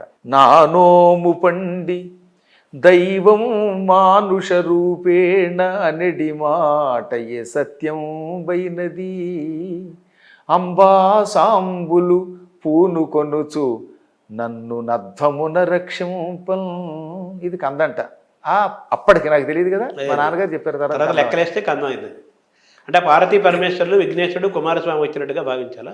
నా నోము పండింది దైవం మానుష రూపేణ అనే ఒక పదం కందంలో ఇమిడిపోయింది. ఏకంగా ఒక చెయ్యి తిరిగిన అవధానం రాసిన పద్యంలో అయిపోయింది, కుదిరిపోయింది. అది మాట సత్యం అయ్యింది. అంబాసాంబులు తమ పిల్లలతో దారిలో నేను ఎక్కడ పాడైపోతానో అనుకుని రక్షించి తీసుకొచ్చి శ్రీశైలంలో వదిలారు. అధ్వమున రక్షింపన్, పైగా అధ్వం అంటే మార్గం, మార్గంలో నన్ను రక్షించడానికి వచ్చారు. ఆ యతిని పూను కొనుచులో ఉన్న పూకి ఈ మూ యతి అయితే దాన్ని మువర్ణ యతి అంటారు. ఈ యతిని అప్పకవియం లాంటి వాళ్ళు చదువుకుంటే తప్ప మామూలు వాడు వాడడం. అప్పటికి మీరేం చదవలేదు? నాకేం 8 ఏళ్ళు కేవలం. అప్పుడు అలా రాసిన పద్యం. ఆ తర్వాత చాలా అనుభూతులు అక్కడ కలిగాయి. ఆ భగవంతుడి యొక్క అనుగ్రహం అనుకుంటాను నేను. అప్పటి నుంచి నాకు నిరంతరం లోపలే సాగుతూ ఉండేది. తింటున్నా, తిరుగుతున్నా. అక్కడ ఒక తమాషా జరిగిందండి. హాటకేశ్వరలింగం దగ్గరికి వెళ్ళాను. పొడుగ్గా ఉన్న ఒక ధూర్జటి, ఎర్రనైనటువంటి కెంపు జడలు, అవి కూడా ధూర్జటి అని ఎందుకంటున్నాడు, ధూ అంటే బరువు అయిన జడలు కలిగిన వాడు, పెద్ద పెద్ద జడలు కలిగిన వాడు ధూర్జటి అంటారు. ఒక ఆయన శూలం పుచ్చుకుని ఒక జంగమ దేవర కనపడ్డాడు. ఒరే నీకు మంత్రం ఇస్తాను, చేసుకుంటావంటే చేసుకుంటానన్నాను. చెవిలో మంత్రం చెప్పాడు. ఆయన కాళ్ళకి నమస్కరిస్తే ఆయన ఏమన్నాడు తెలిసిన, ఈ జరిగిన ఘటన కాశీ వెళ్ళొచ్చేదాకా ఎవరికి చెప్పొద్దు, చెబితే నువ్వు ఒక ఏడాది పిచ్చేళ్లా ప్రవర్తిస్తావు, నీ మీద అభాండాలు పడతాయి, నువ్వు ఏం చేసినా అదొక దరిద్రం అవుతుంది, కొంచెం జాగ్రత్త, ఎవరికి చెప్పొద్దు అన్నాడు. అదే మీ జీవితంలో ప్రవేశించిన తొలి మంత్రమా? తొలి మంత్రం. అలాగేనండి అన్నాను. అంటూ ఉండగా ఆయన కనపడలేదు, ఏమైపోయాడో తెలియదు. నా దృష్టిలో ఆయన అదృశ్యం అయిపోయాడు, ఇతరుల దృష్టిలో చెప్పకుండా వెళ్ళిపోయాడు. వాళ్ళలాగా అందాకట్లే. ఆ తర్వాత నేను గోటేడు సూర్యనారాయణ గారు అంటే ఒక దంపతులు ఉండేవారు అక్కడ. వాళ్ళు అక్కడికి వచ్చారు, అనుకోకుండా శ్రీశైలం నన్ను లాక్కొచ్చారు. ఎవరికి చెప్పొద్దన్నాడు ఆయన. కానీ దురదృష్టవశాత్తు నాతో పాటు ఒక స్నేహితుడు చదువుకుంటూ ఉంటే వాడు బతిమలితే చెప్పేశాను. లచ్చిరాజు అని వాడి పేరు, వేగిరాజు లచ్చిరాజు, నా క్లాస్మేట్. నాది 23, వాడిది 24. ఎక్కడికి వెళ్ళిపోయారు, అందరూ అది అన్నారు ఇది అన్నారు, నీ గురించి చెడ్డగా మాట్లాడుతుంటే తట్టుకోలేకపోతాను, చెప్పరా బాబు అంటే, చెప్పకూడదు మా గురువులు చెప్పొద్దన్నారన్నా వినిపించుకోకుండా అడిగితే చెప్పాను. ఆ చెప్పడంలో ఒక ఏడాది చదువు ఆగిపోయింది. నేనేం చేశానో నాకు తెలియదు, ఎక్కడికి వెడుతున్నానో తెలియదు. ఆ అభాండాలకు గురువుతామని స్వామివారు చెప్పిన మాట నిజమైంది. అందువల్ల జీవితంలో ఏమైపోయింది అనమాట, ఒక ఏడాది చదువు ఆగిపోయింది. దానివల్ల 10th క్లాసు అందరికంటే ఒక ఏడాది ఆలస్యంగా చదవవలసి వచ్చింది. అయితేనేమిలేండి, భగవంతుడి దయ ఒకటి ఉంది కదా, ఆ గురువుల యొక్క కటాక్షం ఉంది కదా. వాళ్ళు చెప్పారు ఒకనొకప్పుడు నువ్వు ఒక గొప్ప కులపతి అవుతావు, యావత్ ప్రపంచం నిన్ను సద్గురువుగా కీర్తిస్తుంది అన్నమాట నిజమయ్యింది. ఆ తర్వాత మళ్ళీ చదువులో పడ్డాం. ఈ ఉపాసన అన్నీ పక్కన కాస్త కొంతకాలం విడిచిపెట్టేశాం. సరిగ్గా సమయం వచ్చింది మళ్ళీ నాకు 1990లో అంత కుటుంబానికి దూరంగా అవుతున్న సమయంలో, నాకు హాయిగా మా వాళ్ళంతా తలో చోట సెటిల్ అవుతున్న సమయంలో మళ్ళీ ఈ రంగంలోకి అడుగుపెట్టాను. 86లోనేమో ఉపన్యాసంలోకి అడుగుపెట్టాను. ఆ ఉపన్యాస రంగంలో 86లో ప్రవచనాలు 86లో సుందరకాండంతో ఉపన్యాసం మొదలయ్యింది. అది అద్భుత మార్గం. 90లో అవధాన రంగం. ఆ 90లోనే నైమిశారణ్యం వెళ్ళాం. ఇక నైమిశారణ్యంలో మహానుభావులైన ఋషులు దీవించారు. ఇక నా జీవితం వెనక్కి చూసుకోకర్లేకుండా పరమ పవిత్రంగా ప్రశాంత మార్గంలో నడుచుకుంటాను. అంటే మామూలుగా హిమాలయాల్లో సాధువులు ఉంటారని, ఇప్పటికీ అనేక మంది చిరంజీవులు ఉంటారని, హిమాలయాల్లో ఎన్నో అనుభవాలు ఉంటాయని, హిమాలయ యోగుల గురించి, హిమాలయ అనుభవాల గురించి అనేక మంది చెప్తుంటారు. అలాగే శ్రీశైలంలో కూడా ఎన్నో మహిమాన్వితమైన ఘట్టాలు ఉంటాయని కూడా చెప్తుంటారు. అద్భుతమైన యోగులు ఉన్నారండి శ్రీశైలంలో. ఇష్టకామేశ్వరి ఆలయానికి వెడుతున్న మార్గంలో ఉంటారు. అసలు మీరు చూసి తీరవలసింది. అక్కడ ఉన్న యోగుల్ని వర్ణించలేము. కానీ వాళ్ళు ఎలా ఉంటారో తెలుసా, పిచ్చాళ్ళలో ఉంటారు. అప్పుడప్పుడు బీడీ కలుస్తున్నట్టు కనపడతారు, లేదా సోలం పట్టుకు తిరుగుతూ ఉంటారు. ఒక్కొక్కప్పుడు వాళ్ళని చూస్తే ఇదో కిరాతకుల్లా కనపడతారు, చెంచువాళ్ళలా కనపడతారు. అందుకేగా శ్రీనాథుడు కాశీఖండంలో ఇక్కడ సిద్ధయోగులు ఇటనున్న చెంచువారు గండ శైలంబులెల్ల శంభులింగంబులెందు. శ్రీశైలంలో కనిపించే పెద్ద పెద్ద రాళ్ళన్నీ నిజానికి అలా రాళ్లల్లా కనపడతాయి. అవి శివలింగాలు. చెంచు వాళ్ళంతా సిద్ధయోగులు అని చెప్పాడే. నేను చూశాను. కానీ చూశానని చెప్పామనుకోండి, ఈ పిచ్చేళ్ళు ఉంటారు కామెంట్లు పెట్టేవాళ్ళు, వాళ్ళు ఏదో పెడతాడు.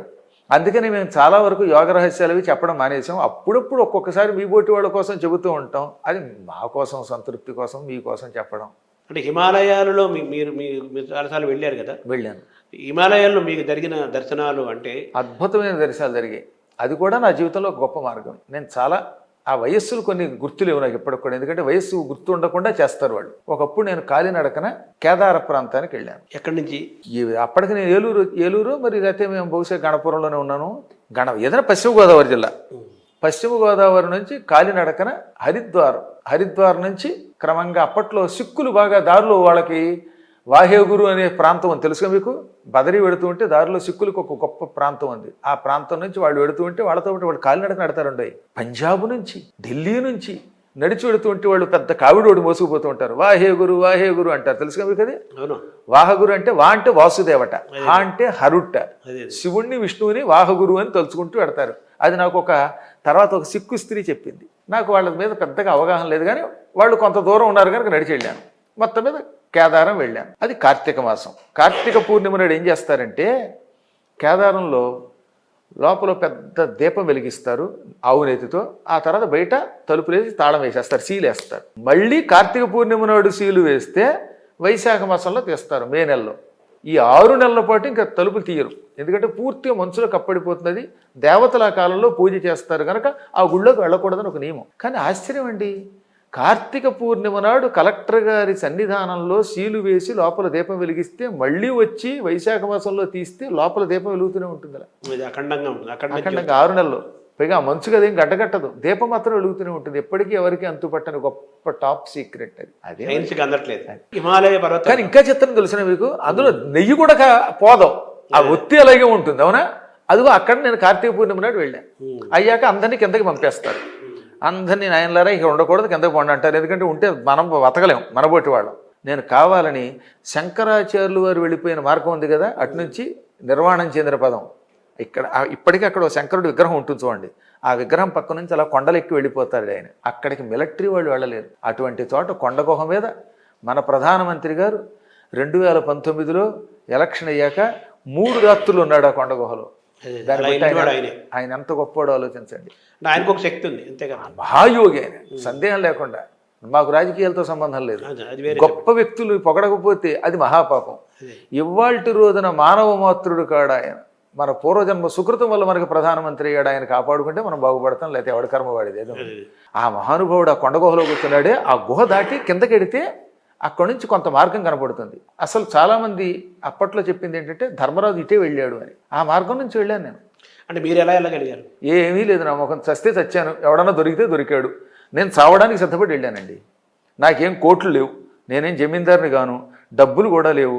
ఉంటానా భగవంతుడి దర్శనం చేసుకుంటాను, చస్తే చచ్చాను, ఇలాగనుకుని వెళ్ళాను. కానీ అక్కడ గొప్ప సిద్ధులు, యోగులు ఉంటారు. కొంత దూరం వెళ్ళాక శరీరం స్తంభించిపోయింది, ఇంకా చచ్చిపోతానని అర్థమైపోయింది నాకు. అమ్మయ్య, మా తండ్రి గారు చెప్పిన ప్రకారంగా కేదారం, బదరీ వంటి క్షేత్రాల్లో చేస్తే ముక్తి వస్తుంది అనుకున్నాను. నేను చాలా మొండేండో నేను. నాకు అసలు ప్రాణభీతి అనేది ఎప్పుడూ లేదు. ఆ సాహసం వల్లే నేను అవధానాలు చేయగలిగాను. ప్రపంచంలో దేని లెక్క చేయలేదు. నేను ఒకటి అనుకుంటే చేయటమే. 3 కేజీల బంగారంతో సింహాసనం చేయాలంటే ఆ బంగారం వచ్చింది నాకు. ద్వారకలో సింహాసనం, బంగారం సింహాసనం మీద ఊరేగిస్తున్నాం. బంగారం అంటే బంగారం వచ్చింది. ఈ ఆలయం కట్టాలనుకుంటే కట్టాం. ఈ సంకల్పం మొదటి నుంచి ఉన్నది. మీకు ఇంకో విషయం, అందులోకి వెళ్లే ముందు ఇంకో చిన్న విషయం చెప్పాలి. ప్రపంచం అంతా స్తంభించిపోయింది కదా కోవిడ్ వచ్చి. ఆ సమయంలో మా పీఠం పక్కన 1200 గజాల స్థలం కొనాలనుకున్నాను. కొని అందులో శివాలయం కట్టాలి. 7.5 అడుగుల లింగం. లింగాన్నేమో చెన్నైలో ఉన్న ఒక భక్తులు శివప్రసాద్ గారు ఇచ్చేశారు నాకు. శివప్రసాద్ గారు చెన్నైలో వలాహ కెమికల్స్ మంచి గొప్ప వ్యక్తి. ఆయన శివలింగం ఇచ్చేశారు. ఆలయం కట్టాలంటే నా దగ్గర కోవిడ్ టైము, కోట్లు కనీసం అవుతాయి. అవునా? ఎలాగా అనుకుంటూ ఉండగా నాకు ఒక ఆయన గుర్తుకొచ్చారు. సహకారం తీసుకుందామని. ఎవరంటే ఆయన నవయోగ కన్స్ట్రక్షన్ చింతా విశ్వేశ్వరరావు గారు. అంత పూర్వం కాళహస్తి గాలిగోపురం ఆయనే కట్టించారు. ఆ కట్టించినప్పుడు నన్ను కూడా ఉపన్యాసానికి పిలిస్తే నేను వెళ్ళాను. చాలా అద్భుతంగా జరిగింది. ఆయన నా పేరు చెప్పడానికి వీల్లేదు, ఒక్క కండిషన్. ఆయన నా పేరు పదే పొగడ్డానికి వీల్లేదు. ఎవడండి ఇచ్చింది శివుడు, పుచ్చుకున్నది శివుడు, నాకు పేరొద్దు ఊరొద్దు అనేవాడు. అంతటి మహానుభావుడు ఆయన. ఈ విశ్వేశ్వరరావు గారిని ఎలా పట్టుకుందామా, ఆయన సలహా తీసుకుని గుడి కడదామా అనుకున్నాను నేను. నాకు ఎవరు ఫోన్లు నోట్ చేసుకోవడం అలవాటు ఉండదులండి, ఫోన్తో నాకు పెద్ద టచ్ ఉండదు. ఎంతలో ఏం జరిగింది, నా దగ్గర రాజు అని ఒక అసిస్టెంట్ ఉన్నాడు, నాకు పరమ శిష్యుడు వాడు. అతనికి ఒక ఫోన్ వచ్చింది, అందులో రత్న గారు, ఆవిడ పేరు రత్న గారు, అంటే మన విశ్వేశ్వరరావు గారికి అసిస్టెంట్. ఆవిడ ఫోన్ చేసి, మా గురువు గారు పోయారండి, ఆయన మీద పద్యాలు గురువుగారి చేత రాయించుకోవాలనుకుంటున్నాను, చెప్పండి అంది. 3 రోజుల నుంచి వస్తుంది ఆవిడ ఫోన్. వీడు నాకు చెప్పడం మర్చిపోయాడు. ఒరే రత్న గారు అని ఒక ఆవిడ ఉన్నారా, ఆవిడ నెంబర్ వెతుక్కోలేకపోతున్నాను అంటే, అమ్మో గురువు గారు భలే చెప్పారండి, ఆవిడ 3 రోజుల నుంచి ఫోన్ చేస్తోందండి అన్నాడు. చూసారా భగవంతుని లేలా లింక్. వెంటనే ముందు ఆవిడ ఫోన్ ఎత్తి, ఏం కావాలమ్మా అంటే, చింతామణి గణపతి గారు వెళ్ళిపోయారండి, వారి మీద పద్యాలు రాయండి అంటే పద్యాలు రాసి పంపేశాను. ముందు పద్యాలు పంపాక నేను విశ్వేశ్వరరావు గారితో మాట్లాడాలి అంటే, మీకు రేపు వద్దని ఆయన చేత ఫోన్ చేయిస్తానంది. ఆయన చేశారు. నేను సత్యధర్మేశ్వర ఆలయం కట్టాలనుకుంటున్నానండి అనగానే, మీరు పెద్ద దాని గురించి ఆలోచించకండి, దానికి ఎంత ఎస్టిమేషనో చెప్పండి, అందులో ఐరన్ను చిప్స్ ఇసుక నాది అన్నారు. ఇంజనీర్ పంపేశారు ఆయన. 2001వ సంవత్సరంలో ప్రారంభమయ్యి సెప్టెంబర్ నాటికి అయిపోయింది. 2021 కోవిడ్లో ప్రారంభించాం, 21 నాటికి అయిపోయింది. కేవలం ఏడాది కూడా పట్టలేదు. అసలు ఎలా వచ్చాయి సంపద అంటే చెప్పలేము.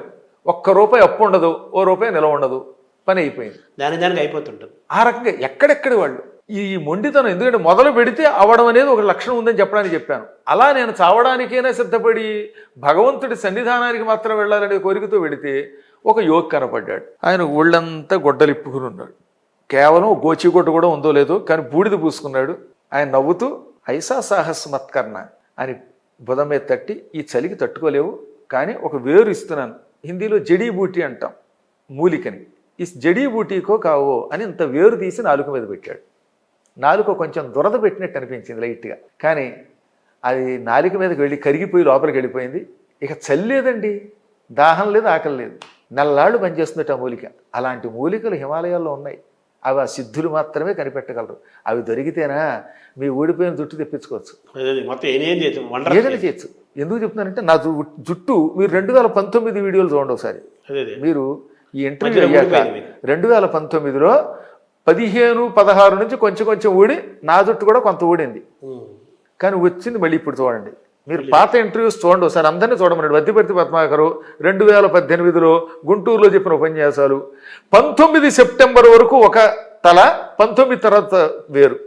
మూలికలు మంత్ర మహిమలు అంత గొప్ప. అంటే మీరు హిమాలయ పర్వతాల్లో అక్కడ తిరిగి సిద్ధులను చూసి అక్కడ ఉన్న మహిమలను మీరు అనుభవించారు కదా, మీకు అక్కడ తపస్సు చేసుకోవాలి, అక్కడ ఉండిపోవాలనిపించలేదా?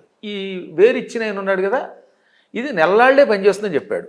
ఈ నెల్లాళ్లలో ఎక్కడ తిరిగినా పెద్దగా మంచు ప్రభావం ఉండదు, ఆకలి దాహం పెద్దగా ఉండవు, ఏదైనా మంచిగా తాగాలంటే తాగడం తప్ప అన్నాడు కదా. అది పుచ్చుకుని వెళ్ళానండి. ఓ ప్రాంతం చూశానండి, దాన్ని కొందరు శంబల అంటారు, కొందరు ఏదో అంటారు, నాకు తెలియదు. దాని గురించి నేను ఖచ్చితంగా ఇదని చెప్పను, కావాలని కొన్ని కారణాలతో చెప్పట్లేదు. ఆ ప్రాంతంలో మహానుభావులు ఎంతమంది యోగులు ఉన్నారో చెబితే ఆశ్చర్యపోతారు. ఎర్రని కాంతి, పచ్చని కాంతి వాళ్ళ ముఖాల్లోంచి వస్తాయి. మీరు జపం చేస్తే ఆ సమయంలో మిమ్మల్ని ఆవహించిన దేవతలను బట్టి ఆ కాంతులు వస్తాయి. అటువంటి మహాత్ములు చూచి అక్కడ ఒక నెల్లాళ్ళు ఉన్నాను. నేనేం మాట్లాడలేదు, ఎవరితో మాట్లాడకూడదు, మాట్లాడరు వాళ్ళు. సరిగ్గా నెల దాటింది. నెల దాటాక వెనక్కి వెళ్ళిపోమని చెప్పాడు ఆ సిద్ధుడు, ముందే చెప్పాడు. ఈ మూలిక కేవలం 1 మాసమే, ఏక్ మహీనే తక్ కామ్ కరేగి ఏ జడీ బూటీ అన్నాడు ఆయన. నేను ఆ మాట వినలేదు, మొండాడని చెప్పాను కదా.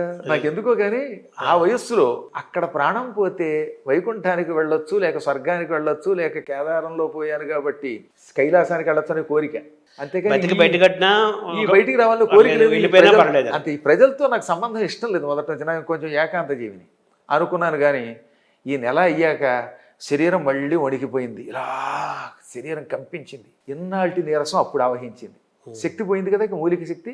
ఇక పోతున్నాను అనుకున్న సమయానికి, పరమేశ్వరం అనుకుంటున్న సమయానికి మళ్ళీ ఇంకొక ఆయన వచ్చి నెత్తిన జుట్టుచ్చుకుని ఈడ్చుకొచ్చి జనావాసంలో పారేశాడు.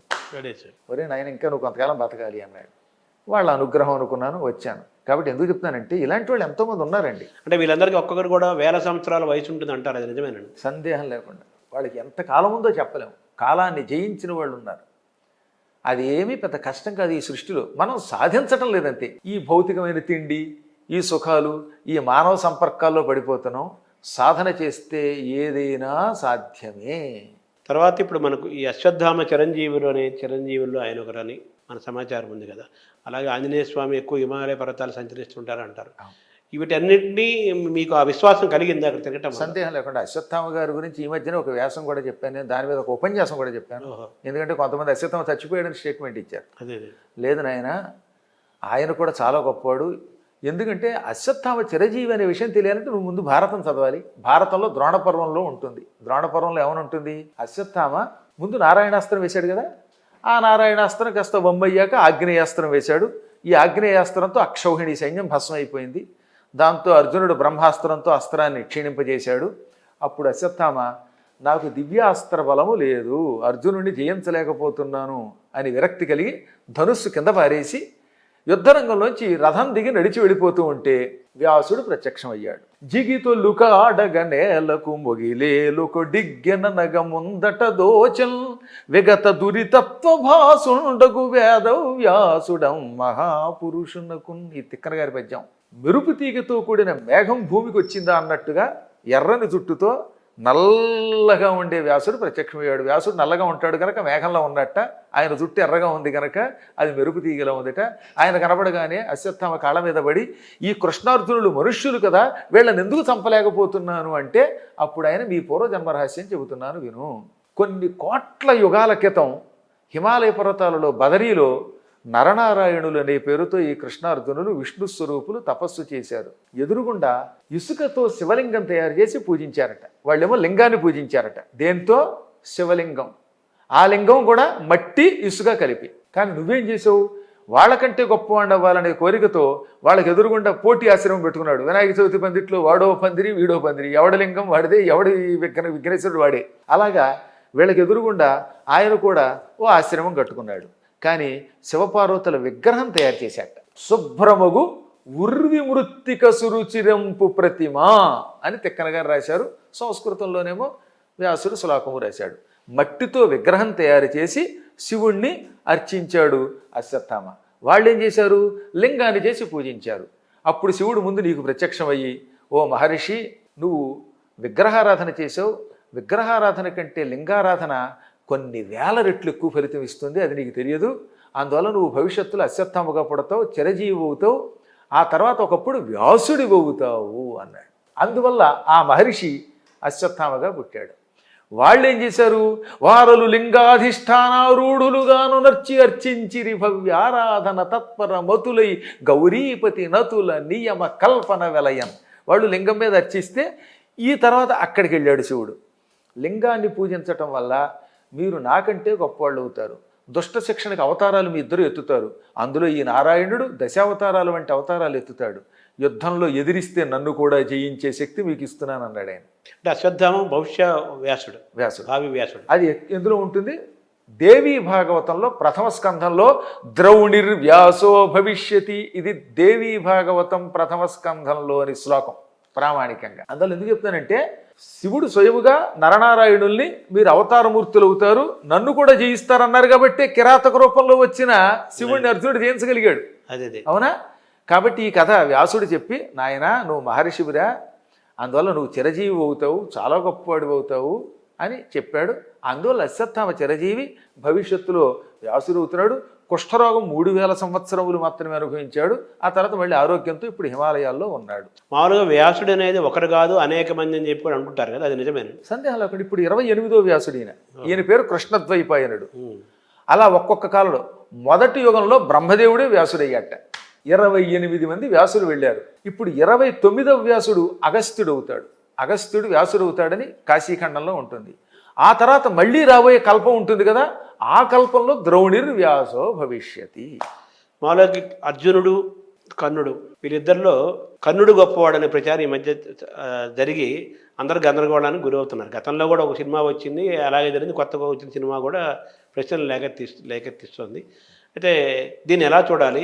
అర్జునుడు కర్ణుల్లో ఎవరు ధర్మజ్ఞను, ఎవరు గొప్పవాళ్ళు? అదే కలియుగ ప్రభావం. కలియురు ధర్మ వినాశక అన్నారు. అందుకే అసలు భారతం, ఒరిజినల్ భారతం చదవాలి. లేదా నేను చెప్పిన భారతం ఉంది గుంటూరులో, భారతీ తీర్థ మహాస్వామి వారి యొక్క ఆదేశంతో 54 రోజులు భారతం చెప్పాను. కనీసం అదేనా వినమనండి, వింటే అర్థమవుతుంది. ఏ కోణంలో చూసినా కర్ణుడు అర్జునుడు కాలి గోటికి పనికిరాడు. ఇంతకంటే స్టేట్మెంట్ వేరే ఇవ్వక్కర్లా. చిన్నప్పటి నుంచి అన్ని అబద్ధాలు.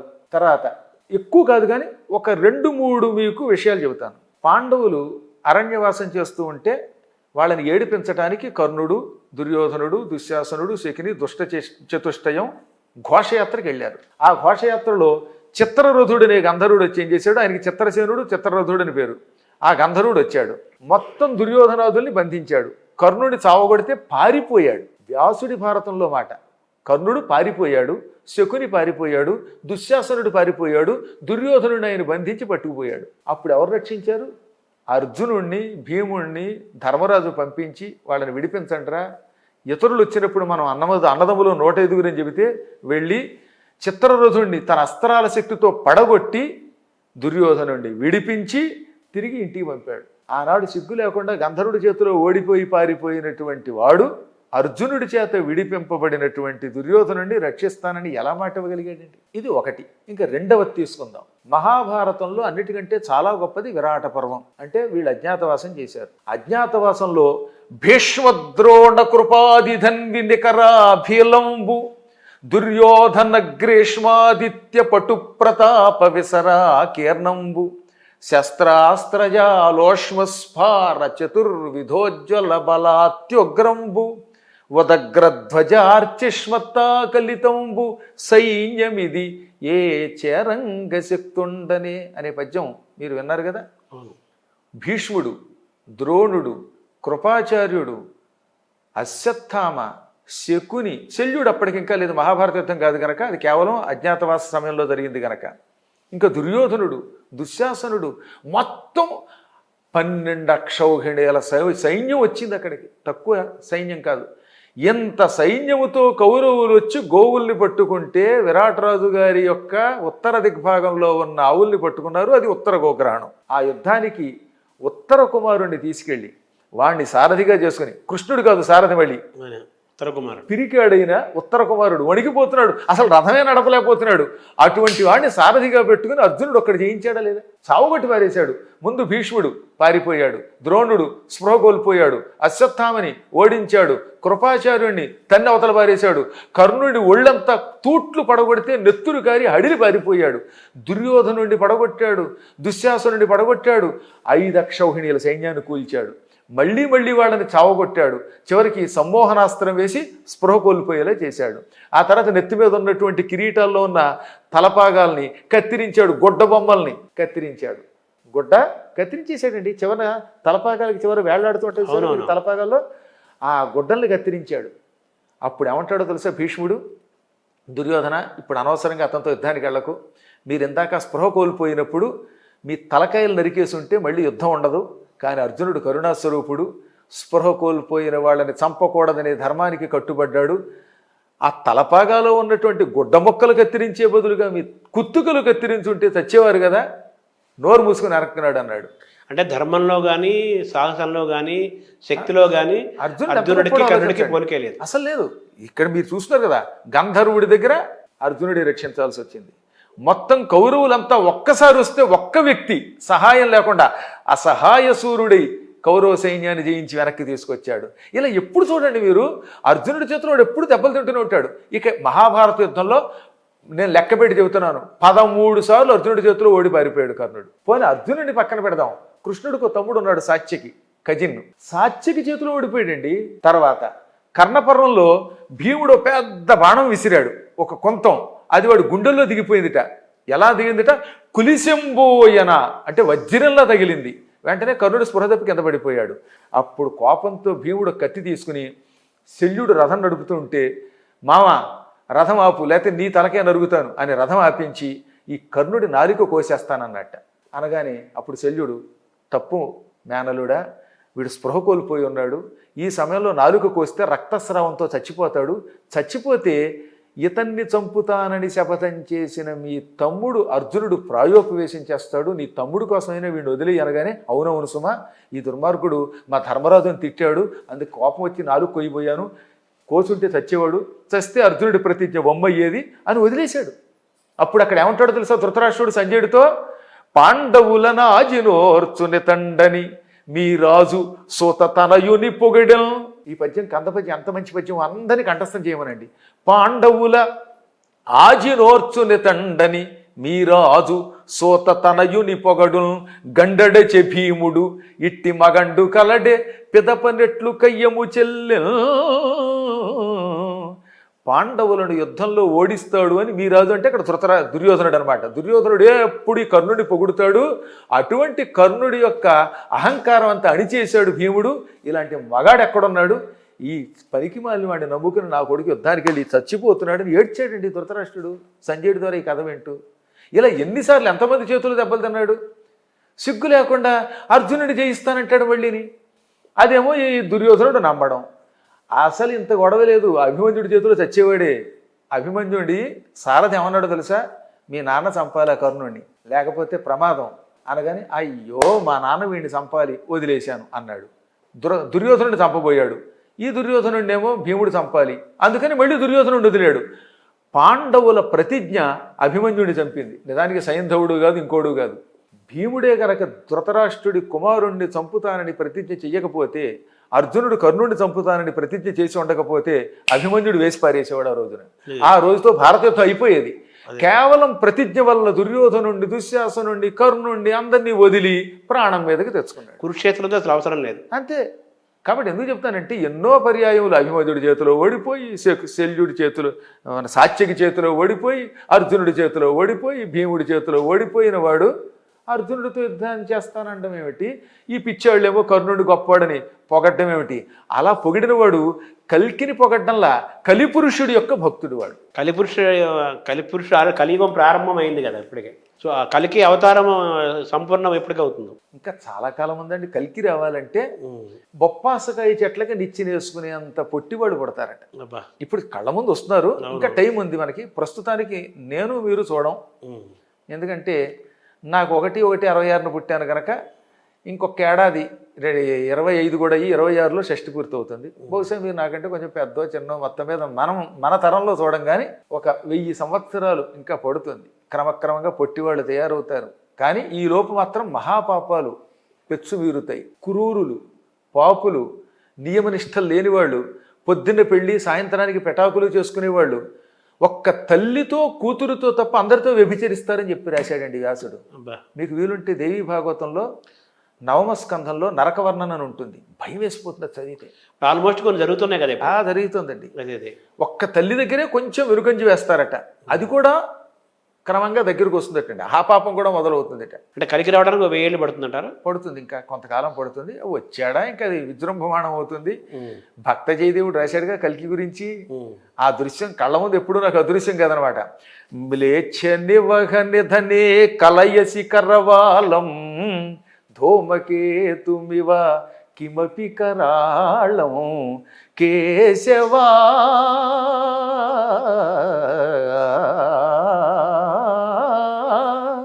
కేశవా ధృత కల్కి శరీరా జయ జగదీశ హరే జయ జగదీశ హరే అని కల్కి అవతారాన్ని అద్భుతంగా వర్ణించాడు జయదేవుడు. మరి ఈ పద్యాలు చదవటం వల్ల మామూలుగా మిగతా రంగాల్లో రాణించడానికి, పోటీ పరీక్షల్లో గెలవడానికి కానీ దేనికైనా కానీ పద్యాలు చదవటం తెలుగు భాషా సాహిత్యం గురించి కాదు, మామూలుగా పద్యాలు చదవటం వల్ల ఏమైనా ప్రయోజనం ఉందా? సందేహం లేకుండా అండి. పద్యం చురుకుతనం పెంచుతుంది. పద్యం ధారణ చేస్తే దేన్నైనా ధారణ చేసే శక్తి ఇస్తుంది. మనిషి బుర్రని బాగా అరగదీస్తుంది. అన్ని రకాలైన శక్తుల్ని మనకు అందిస్తుంది.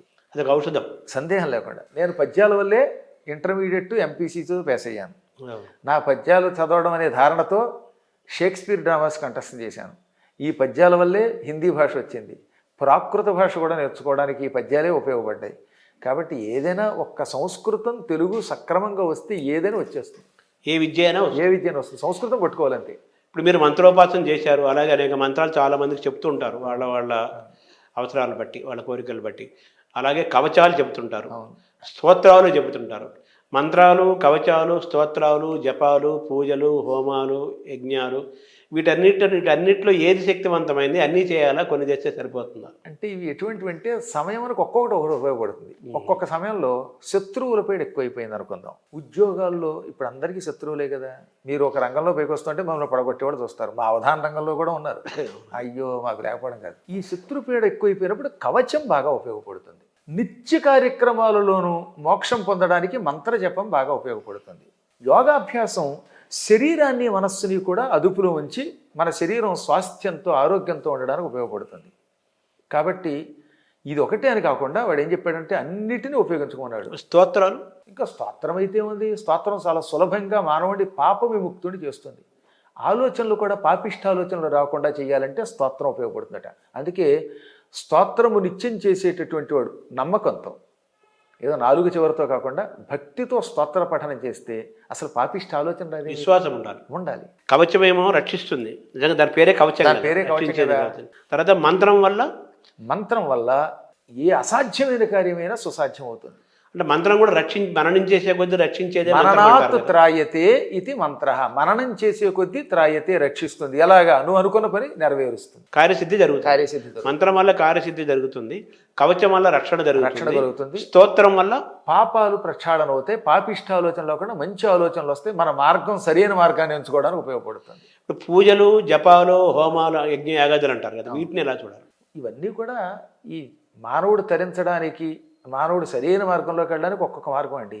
మంత్రమే అర్చనా రూపంలో కూడా ఉపయోగించవచ్చు. పుష్పాలు, ధూపాలు, ఒక్కొక్క దానికి ఒక్కొక్క ఫలితం మనకి శివపురాణం చెప్పింది కదా. ఉదాహరణకి పుష్పం ఇచ్చామంటే జ్ఞాపక శక్తి బాగా పెరుగుతుంది. ధూపాదైశ్వర్యం, ధూపం వల్ల ఐశ్వర్యం, పదవులు వస్తాయి. దీపం ఇస్తే అజ్ఞానం తొలగిపోతుంది.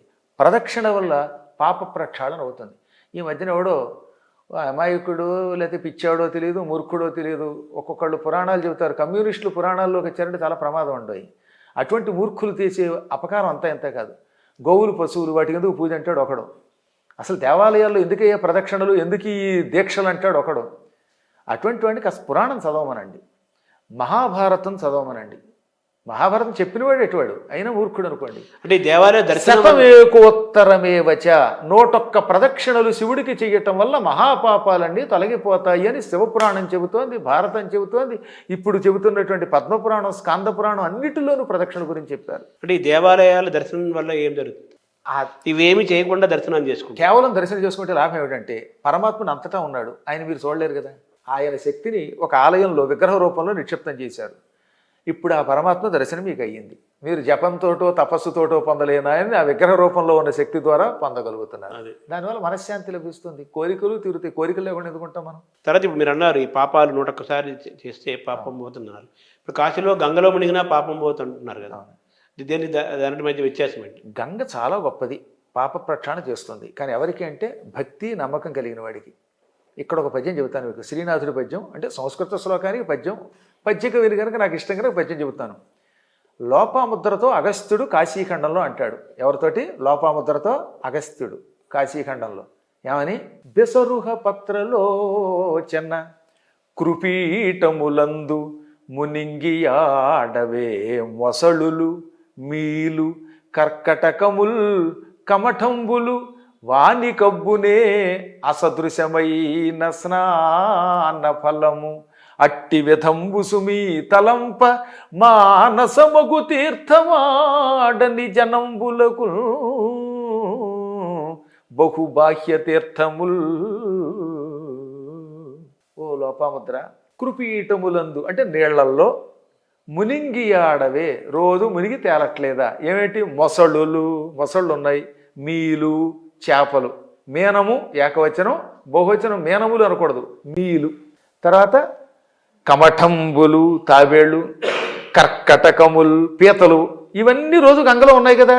మరి వాటికి ఎందుకు మోక్షం రావట్లేదు అంటే మనస్సులో ఇది గంగా, ఇందులో స్నానం చేస్తే పవిత్రులమవుతామనేటటువంటి ఊహ వాటికి లేదు. అది కేవలం నివాస స్థానమే. కాబట్టి మానసికమైన భక్తి లేకపోతే, మనస్సు శుద్ధిగా లేకపోతే ఈ బాహ్య తీర్థములు ముక్తినివ్వవు. వీలైనా కానీ శరీరంతో మునిగితే రాదు, అబ్బే మనసుతో విశ్వసించాలి. ఇప్పుడు మనం గంగకి వెళ్ళి ఏదో స్నానం చేసినట్టు చేస్తే ఏం ఉపయోగం లేదు. ఆహా, ఇది గంగ విష్ణు పాదాల నుండి పుట్టింది, స్వర్గం నుంచి వచ్చింది, శివ జటాజూటంలో ఉన్నది, నా పాపాలు తొలగిస్తుంది అనే నమ్మకంతో మొలగండి, చక్కని మీకు పుణ్యం వస్తుంది. అంటే ఆ మానసికమైన ప్రయాణం ఉండాలి. తర్వాత ఈ మధ్య శతచండీలు, సహస్ర చండీలు చేస్తున్నారు. అలాగే వారాహి మాత యొక్క ఉపాసన కూడా బాగా పెరుగుతోంది. గొప్ప రాజశ్యామల అమ్మవారి యొక్క ప్రాచుర్యం కూడా జరుగుతుంది. వీటిని ఎలా చూస్తున్నారు, ఎలా చూడాలి? ఒకటి గుర్తుపెట్టుకోవాల్సింది ఏంటంటే వీటి వల్ల లాభమే తప్ప నష్టమే లేదు. అంటే దైవ సంకల్పం లేకుండా వీళ్ళంతా చేస్తున్నారు అనుకుంటున్నారా? ఏ యుగమునకు ఏది అవసరమో అది వస్తుందండో. ఇప్పుడు వారాహి దేవత యొక్క అనుగ్రహం అవసరం కనుక భగవంతుడు ఈ సమయానికి వాటిని దింపాడు. అలాగే ఈ శతచండి ఇవి చెయ్యమన్నాడు. ఈ సమయమునకు అవధానులు అవసరం కనుక వరసపెట్టి కొంతమందిని అవధానులు తీసుకురారు ఆ మధ్యకాలంలో. అంటే ఏ సమయమునకు పౌరాణికులు అవసరం, ఏ సమయమునకు ఏ ఉపాసన అవసరమో భగవంతుడు నిర్ణయించి పంపుతాడు. ఆ పంపేటప్పుడు దీంట్లో కొంతమంది పొల్లు తయారవుతారు. అది ఎప్పుడు ఉంటుంది. దీన్ని అడ్వాంటేజ్గా తీసుకుని డబ్బులు వసూలు చేసి సర్వనాశనం చేసేవాళ్ళు ఉంటారు. సరే, జ్యోతిష్కులు లేరంటే పాపిష్టి వాళ్ళు పెళ్ళి అయ్యిన వెంటనే పెటాకులు అవుతాయని చెప్పేవాళ్ళు ఎప్పుడూ ఉంటారు. ఆ పొల్లు పక్కన పెడితే ఈ ఉపాసన వల్ల కొంతమంది అయినా మారతారు. అందువల్ల ఆ సమయమునకు అది ఆ భగవత్ సంకల్పంతో ఆ ఉపాసన అభివృద్ధి అవుతుందన్నమాట. అంటే ఈ ప్రత్యంగిర ఒకటి, ఈ దశమహా విద్యలు కూడా బాగా ప్రాచుర్యంలోకి వస్తున్నాయి. అది జరుగుతుంది, వారాహి మాత జరుగుతుంది కదా. ఇదంతా కాలంలో జరిగే ఒక ప్రయాణం అంతే. కాలంలోట చెప్పాడు ఆయన, ఈ సమయంలోకి ఇదైతేనే నిలబడుతుంది కనుక ఆ ప్రత్యంగిర వచ్చింది. అలాగే ఆ సమయంలో ఆ హోమాలు అవసరం కనుక అవి వచ్చాయి. అలాగే వారాహి దేవత యొక్క కటాక్షం ఇప్పుడు చాలా అవసరం. దేశం ఒక భయంకర స్థితిలో ఉంది. ఎంత గొప్పవాడు పరిపాలిస్తున్నా ఆయన పడగొట్టి మళ్ళీ మన దేశాన్ని బంగ్లాదేశ్లో తయారు చేయాలని చూసేటటువంటి వాళ్ళు ఉన్నారు. వాళ్ళు పడాలంటే వారాహి దేవత కటాక్షం అవసరం కనుక ఇది అవసరమైంది. అంటే వారాహి యొక్క ప్రత్యేకత ఏంటంటే ఆ ఉపాసన వల్ల జరిగే లాభం. వారాహి భూదేవిని ఉద్ధరిస్తుందండి. అందుకే వారాహి దేవత గురించి నేను ప్రత్యేకంగా ఒక ఉపన్యాసం ఇచ్చాను నేను. భయంకరులైన అన్యమతస్థులు పెరిగి సనాతన ధర్మం నాశనం అవుతున్నప్పుడు రక్షించటానికి వారాహి దేవత యొక్క శక్తిని ఆవాహన చేసుకోవాలి మనం. అంటే మన భూమిని రక్షిస్తుంది, శత్రువుల నుంచి కూడా రక్షిస్తుంది. అసలు మన శరీరమే క్షేత్రం కదా. ఇదం శరీరం కౌంతేయ క్షేత్రమిత్యభిధీయతే. క్షేత్రం అంటే పొలము, భూమి. మన శరీరం ఒక భూమి. ఈ భూమిని, ఆ భూమినేమో విష్ణు వరాహ రూపంలో ఎత్తాడు. ఈ భూమిని రక్షించాలంటే శరీరం అనే భూమిని, అంటే ఈ శరీరంలో ఉన్న పాపపుట ఆలోచనలు తొలగించి అందరం సెక్యులర్ అనే భావన, పెక్యులర్ భావన కలిగించి తద్వారా మన వాళ్ళని పడగొట్టకూడదు. ఆ పడగొట్టే భావనని తొలగించి వీడిలో పౌరుషాన్ని రేకెత్తించి మన సనాతన ధర్మం రక్షించాలంటే వారాహి ఉపాసన అవసరం. అంటే వారాహి ఉపాసన వల్ల విజయం చేకూరుతుందంటారు? సందేహం లేకుండా. దానిని సరిగ్గా ఉపాసన చేస్తే మాత్రం, సరిగ్గా ఎందుకంటున్నానంటే తెలియకుండా పిచ్చి పిచ్చిగా కాకుండా మంత్రాన్ని సరిగ్గా ఉచ్చరించి ఉపాసన చేస్తే సనాతన ధర్మం నిలబడుతుంది. అన్యమతస్థులను మనం ఎదుర్కోగలుగుతాం, ధర్మ సంస్థాపన చేయగలుగుతాం, శత్రువుల్ని జయించగలుగుతాం. అంటే అధికారం కోసం, కీర్తి కోసం, డబ్బు కోసం అధర్ములు కూడా ఈ వారాహి పూజలు చేస్తున్నారు, అలాగే యాగాలు చేస్తున్నారు. దానిలో చూడాలి మరి. ఏమండి ఇప్పుడు ఒకటి చెప్పనా, ఉపాసన దేవతలు చేశారు, రాక్షసులు చేశారు. రాక్షసులు మాత్రం చేయలేదా? వాళ్ళు తపస్సు చేశారు, వాళ్ళకంటే ఎక్కువ చేస్తారు. మహిషాసురులు అంటే వాళ్ళు ఉంటారు. ఉన్నప్పటికీ మహిషాసురులను ఎదుర్కోవాలంటే మళ్ళీ ఉపాసన చేయవలసిందే. అందువల్ల ఈనాడు కూడా తప్పనిసరిగా ఒక చిత్తశుద్ధి కలిగి చేసేవాళ్ళు ఉంటారు. ఇప్పుడు పవన్ కళ్యాణ్ గారు అద్భుతమైన మనిషి. కాసేపు రాజకీయాలు తీసి పక్కన పెట్టేయండి. ఆయనకి చాలా చిత్తశుద్ధి ఉంది. కల్లా కప్పడం తెలియనివాడు, మాయా మర్మం తెలియనివాడు, ఉన్నది కొండ బద్దలు కొట్టి చెప్తాడు. అలాంటి వాళ్ళు ఈ ఉపాసన చేస్తే కొన్ని ఉపకారాలు జరుగుతాయి మనకి. మాకెవరితోటి మళ్ళీ చెప్పాను, ఇందాక చెప్పిన నేను ఏ పార్టీకి సంబంధించిన వాడు కాను. కానీ మంచి కింద పొగడాలి. పొగడకపోతే ఎలాగా? అద్భుతమైనటువంటి వ్యక్తి అద్భుతమైన ఉపాసన చేశాడు, అటువంటి వాడు పదవిలోకి వస్తాడు. వస్తే లాభం ఏమిటంటే ధర్మ సంస్థాపన అవుతుంది. అంటే మీరు ప్రణవపీఠం అనే పేరు, ఆ పేరు ఎందుకు పెట్టారు? ప్రణవోధను శిరోహ్యాత్మ బ్రహ్మతల్ లక్ష్యం ఉచ్యతే అని ఉపనిషత్తులు చెప్పాయి. ప్రణవం ఒక ధనుస్సు, మన ఆత్మ దానికి బాణం. ఈ బాణంతో దేని భేదించాలి? పరబ్రహ్మని కొట్టాలి. పరబ్రహ్మని కొట్టాలంటే ప్రణవం అనే ధనుస్సు, ఆత్మ అనేటటువంటి బాణం ఉండాలి. అందుకని ప్రణవం అనే ఒక ధనుస్సుని స్వీకరించి బ్రహ్మజ్ఞానాన్ని పొందాలి. నేను బ్రహ్మ ఆనందాన్ని అనుభవించాలి, నా శిష్యులకి అందించాలి అని నాకు మొదట్లో సంకల్పం. కానీ దీని వెనకాతల అసలు శక్తి అంతా మా గణపతి సత్యనారాయణ స్వామి వారు. నాకు ఈ ప్రపంచంలో మా నాన్నగారు వెళ్ళిపోయిన తర్వాత నాన్నగారు లేరనేటటువంటి లోటు తీర్చిన తండ్రి, తల్లి, గురువు, దైవం సమస్తం శ్రీ శ్రీ శ్రీ గణపతి సచ్చిదానంద సద్గురువు. ఆయనకి నాకు ఉన్న అనుబంధం అంతా ఇంత కాదు. అసలు ఆయనతో ఒక్క సెకండ్ ఇంటర్వ్యూ చాలు కదా ఎవరికైనా. దానికోసం ఎంతమంది భక్తులు ఎదురు చూస్తారు? ప్రపంచ దేశాల్లో ఆయన కోసం ఎదురు చూస్తారా? రోజు పొద్దున్న 2 గంటలు, సాయంత్రం 2 గంటల చొప్పున 2019లో నేను అక్కడ భాగవతం చెబుతూ ఉంటే ఆయన ఇలాగే కూర్చుని రోజు 4 గంటలు ఉపన్యాసం అన్నారు నా దగ్గర. అంటే ఎంత ప్రేమ ఆలోచించండి ఆయనకి నేనంటే.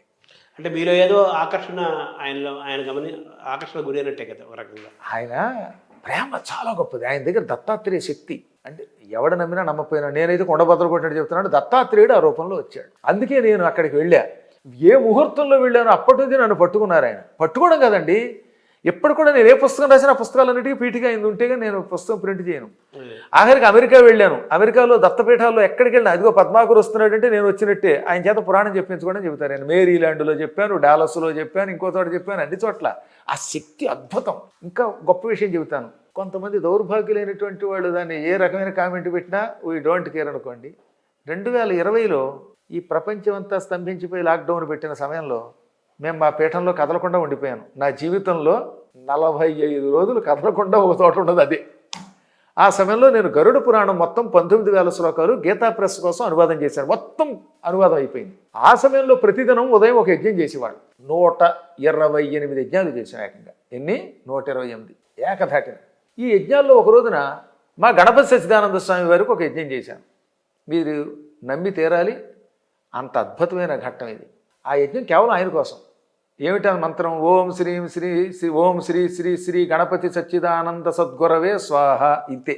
ఈ మంత్రం చదువుతూ యజ్ఞం వేశాం. మా దగ్గర వేద పండితులు ఋగ్వేదం, యజుర్వేదం, సామవేదం, అథర్వవేద వేదం చదువుకున్న వాళ్ళు మా పీఠంలో ఉన్నారు కదా. వేదంతో పాటు ఈ మంత్రంతో అనుష్ఠానం చేశాం. ఒక్క పావు గంట అయ్యాక దత్తపీఠం నుంచి పూజిత అని అక్కడ సుఖవనం చూస్తుంది. ఆ అమ్మాయి స్వామివారి మెసేజ్ పెట్టింది. ఏమిటో తెలుసా? టెలిగ్రామ్ మెసేజ్ అది. ఆ మెసేజ్ ఉంది, నాకు కడుపు నిండిపోయింది, ఈ పూట నేను భోజనం చేయను. అంటే ఆయనకు చేరింది అది.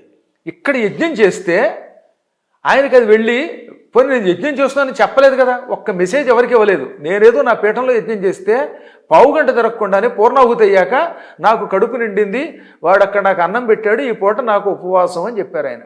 ఆ మెసేజ్ వచ్చింది. ఇంకెంతకంటే ఏంటండి ఈ ప్రత్యక్ష ప్రమాణం? అయినా నమ్మరు ఈ మూర్ఖులు. ఏం చెబుతాం? ఎవరి కర్మ వారిది, అది నాకు అనవసరం. అంటే మామూలుగా వేగంగా ఫలితాన్నిచ్చే దైవతముల్లో దత్తాత్రేయుడు అంటారు కదా. దాని దత్తాత్రేయ నమః అష్టాక్షరి మంత్రం ఉంది కదా, అది నిజమేనా? సందేహం లేకుండా దత్తుడు ఇవ్వడం మొదలెడితే పుచ్చుకోవడానికి 2 చేతులు చాలక 1000 చేతులు ఇవ్వవలసి వచ్చింది కార్తవీర్యార్జునుడు అవునా. అందువల్ల ఆ మహానుభావుడు నాకు తల్లి తండ్రి గురువులాగా దొరికారు. ఇంతకీ మీరు అడిగిన ప్రశ్నకు మధ్యలో ఇక్కడ బ్రేక్ పడింది, అందుకని చెప్తున్నాను. ప్రణవపీఠం అనే పేరుతో పీఠం పెట్టుము, ఆ పీఠంలో నేను ఉంటాను అన్నారు ఆయన. ఎప్పుడు ఇది? 1996లో. తర్వాత నేను పట్టించుకోలేదు, నా ఉద్యోగం చేసుకుంటున్నాను కదా లెక్చరర్గా. ఇలా ఉండగా 2008వ సంవత్సరంలో సహస్ర చంద్ర దర్శనం జరిగింది. గుర్తుందా మీకు? ఎవరికి? పుట్టపర్తిలో సత్యసాయిబాబా వారికి. ఆ కార్యక్రమానికి నన్ను పిలిచాడు. రేడియో స్థాయిలో ఉంటుంది వినండి. నేను 3వ రోజు ఉపన్యాసం. మొదటి రోజు ఎవరో చెప్పారు, 2వ రోజు ఇంకొక ఆయన చెప్పారు, 3వ రోజున నా చేత ప్రహ్లాద చరిత్ర చెప్పించారు ఆయన. చెప్పాక నా మెడలో గొలుసేస్తూ ప్రణవపీఠం ఎంతవరకు వచ్చిందని అడిగారు. అసలు ఆయనకి ఏమన్నా నేను చెప్పానా? అది అయ్యి అవగానే మా స్వామివారు ఎవరు గణపతి సత్యనారాయణ స్వామి వారు అక్కడికి వెళ్ళారు, పూర్ణాహుతికి. పుట్టపర్తి కూడా వెళ్ళారు. ఓహో, మహానుభావుల ఆత్మలన్నీ ఒకటే అనిపించింది. ఆ తర్వాత స్వామివారు నాకు మళ్ళీ ఏం చేశారు, గణపతి సత్యనారాయణ స్వామి వారు ఓ స్ఫటికమాల పంపారు. ఇప్పటికీ నా దగ్గర ఉంటుంది, అద్భుతమైన స్ఫటికమాల. ఆ మాల పంపి ఇంకా పూర్తవుతోందన్నారు. అనడంతో అప్పటి వరకు ఇంట్లో పెట్టి పూజించేవాళ్ళు మా ప్రణవపీఠం. పీఠం పెట్టేసాం ఆయన కోరిక మీద ఏదో ఇంట్లో. కానీ ఇంట్లో అంటే ఇలా ఏం జనం పడతారు. మాకు మంచి స్థలం వచ్చింది, 2006లో మేము కొన్నాం. తర్వాత ఆలయాలు కట్టాం. ఎలా కట్టామంటే ఎప్పటికీ చెప్పలేము. మా చేతిలో రూపాయి ఉండదు, కానీ రూపాయి అప్పు ఉండదు. ఆ కార్యక్రమాలు సమయానికే వస్తుంటాయి. కానీ ప్రధానంగా ఆశీస్సులన్నీ కూడా మా గణపతి సత్యనారాయణ స్వామి వారి అని చెప్పడానికి ఈ మాట చెబుతాను అనమాట. ఆయన నా వెంట ఉండి ఎప్పుడూ నడిపిస్తూ ఉంటారు. మామూలు ప్రణవం అంటే ఓంకారం కదా, మీరేమో బాణం చెప్పారు, అది ఆ లెక్క అంటారు. ఓంకారమే. బాణం ఎప్పుడు చూశారు కదా మీరు? బాణం ఎలా ఉంటుంది చూడండి, ముందు భాగం ఓం లాగా. హిందీలో ఓంకారం, నాగర్లిపిలో ఓంకారం. అందుకనే ప్రణవాన్ని ధనుస్తూ పోల్చారు ఉపనిషత్తుల్లో. అది ఓంకారమే. తర్వాత మీరు ఇంకా మిమ్మల్ని ఎలా చూడాలి? ఇప్పుడు ఒక ప్రవచనకర్తగా చూడాలా, అవధానిగా చూడాలా, అవధూతగా చూడాలా, పీఠాధిపతిగా చూడాలా? ఎవరే విధమున కొలిచిన, నేను పద్యం రాసుకున్నాను అనమాట. ఎవరే విధమున తలచిన వివిధములగు రూపములను వివరింతు తగన్నాను. అలాగా కవిని చదువుకున్నవాడిని కనుక వ్యాకరణాదులు అవి చదువుకున్నాను కనుక శాస్త్ర పండితుడిని, గురువుని, పీఠం స్థాపించాం కనుక పీఠ సంస్థాపకుడిని, పీఠాధ్యక్షుడిని, ఆ తర్వాత పౌరాణికుడిని, మామూలు ఉపన్యాసకుడిని, అప్పుడప్పుడు పెంగళి నాగేంద్రరావు గారు లాంటి సినిమా కవుల యొక్క పాటలు కూడా విశ్లేషిస్తూ ఉంటాను. అమెరికాలో నాకు చిమట శ్రీనివాస్ గారు గొప్ప శిష్యులు ఉన్నారండి. అద్భుతమైన వ్యక్తి. కాలిఫోర్నియాలో ఉంటారు, శాన్ ఫ్రాన్సిస్కోలో. అంత దాత, అంత పండితుడు. ముఖ్యంగా సినిమా పాటల మీద ఆయనకు ఉన్నటువంటి పట్టు చాలా తక్కువ మందికి ఉంటుంది. అందులో బాలసుబ్రహ్మణ్యం గారికి చాలా ఆయన అప్లిఫ్ట్ ఇచ్చాడు. అంటే నేను చెప్పేది ఆయన ఏదో ఈ పాటల్లో కాదు, పాటలు ఆయన ఎప్పుడు బాలసుబ్రహ్మణ్యం గారికి ఎవరు ఇచ్చేది ఏముంది, అమెరికా కార్యక్రమాలు ఎక్కువ చేసేవారు ఈయన. అందుకే అప్పుడప్పుడు బాలోన్మాది అని చెప్పారు ఒకసారి బాలసుబ్రహ్మణ్యం గారు ఆయన గురించి. మీరు చదివి యూట్యూబ్లో ఉంటుంది అది. అటువంటి మంచి మనిషి పాటోన్మాది బాలోన్మాది అదనమాట. ఆయన నాకు చాలా ఆత్మీయుడు. ఆయన కోసం నేను పెంగళి నాగేంద్రరావు గారి పాటల మీద ఉపన్యాసాలు చెప్పాను. ఆ తర్వాత ఇప్పుడు సముద్రాల వారి మీదకి వెళ్ళాము. ఇలా సినిమా పాటలు ఇలా ఒకటేమిటండి, అన్ని కోణాలు ఉంటే మంచిది. సాంబార్లో రకరకాల మొక్కలు ఉంటేనే సాంబారు. అంటే మీకు ఈ సినిమా పాటలు, సంగీతము, అష్టపదులు, వాగ్గేయకారుల కీర్తనలు, స్తోత్రాలు, మంత్రాలు అన్నిట్లో కూడా మీ ప్రయాణం సాగుతూ వస్తుంది. ఇప్పుడు మీ మీదే ఈ మధ్య నేను ఎవరో నాకు షేర్ చేశారు, ఈ స్తోత్రాలు మీ పేరు కూడా కొన్ని స్తోత్రాలు దాన్ని మీరు ఎలా చూస్తున్నారు? ఇక్కడే హైదరాబాద్లో ఒక భక్తుడు ఉన్నాడు, జయశంకర్ గారు. ఆయన పేరేంటి, అక్కిన ప్రెగడో అక్కా ప్రెగడో అక్కిన ప్రెగడే అనుకుంటున్నాను ఆయన ఇంటి పేరు. వారి పేరు జయశంకర్ గారు. చాలా గొప్పవారు. అష్టోత్తర శతనామం రాశారు ఆయన. ఇంకా మా శిష్యుడు పాలడుగు శ్రీచరణ సంగతి చెప్పింది ఏముంది, ఆయన 108 పద్యాలు రాశాడు స్తోత్రాలు సంస్కృతంలో. పైగా ఈ మధ్యన ఇంకో శిష్యుడిని భరత శర్మని తయారు చేసాం, కుర్రాడు తిరుపతిలో ఉంటాడు. వాడి చేత కూడా శతావధానం చేయించినవి కాక నాతో జంటగా కూడా మొన్న 21వ శతావధానం బళ్ళారిలో మొన్న 21వ తారీఖు నాడు జరిగింది. అతను నా మీద కొన్ని పద్యాలు రాశాడు. కాబట్టి భక్తులు రాస్తారు, అది ప్రేమ వాళ్ళకి. అదే గురువు గారి తండ్రి లాంటి వాడు అనుకుని రాస్తూ ఉంటారు. అంతవరకే దాన్ని. అంటే మనం ఒక వ్యక్తి పైన ఇలా స్తోత్రాలు దేవతల పైన రాస్తారు కదా, అది దాని మీద రకరకాల విమర్శలు కూడా వస్తున్నాయి. అవే ఉందండి. అదే వాళ్ళ సంతోషం కోసం వాళ్ళు రాసుకున్నారు, భక్తులు రాసుకున్నారు. నాకు మీ మీద అభిమానం ఉంటే మీ మీలో ఉన్న గొప్ప గుణాలు రాస్తాం. అవి మనం బట్టి ఒకప్పుడు ప్రసాదరాయ కులపతి గారి మీద నేను అద్భుతంగా రాశాను. ఆయన మీద భక్తి ఉంటే మీరు సంతోషంగా స్వీకరిస్తారు. ఆయన మీద ద్వేషం ఉందనుకోండి తిట్టుకుంటారు. తిట్టుకునే వాళ్ళు పట్టించుకుంటే ఆయన అంత గొప్ప అవుతాడా? గొప్ప అయ్యాడు కాబట్టి తిట్టుకుంటా.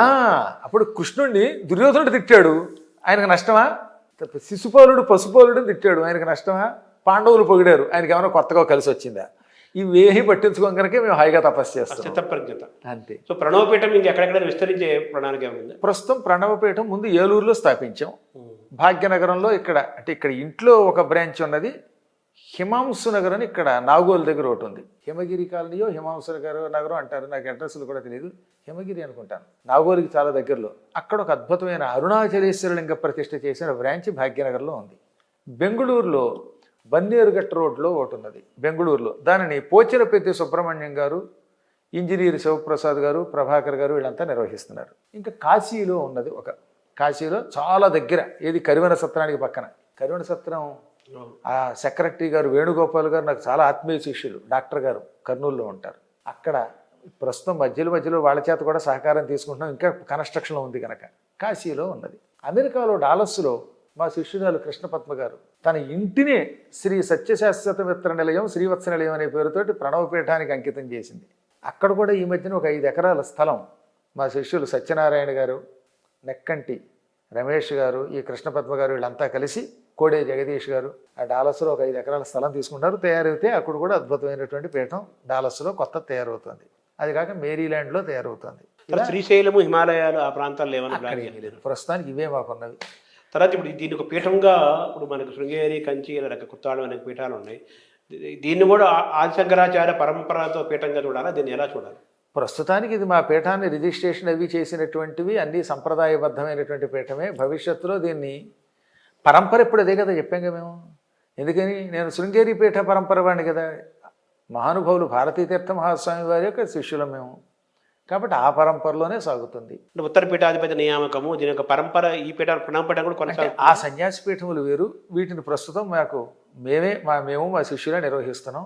భవిష్యత్తు అనేది నందోరాయ భవిష్యత్తు. నమస్కారం.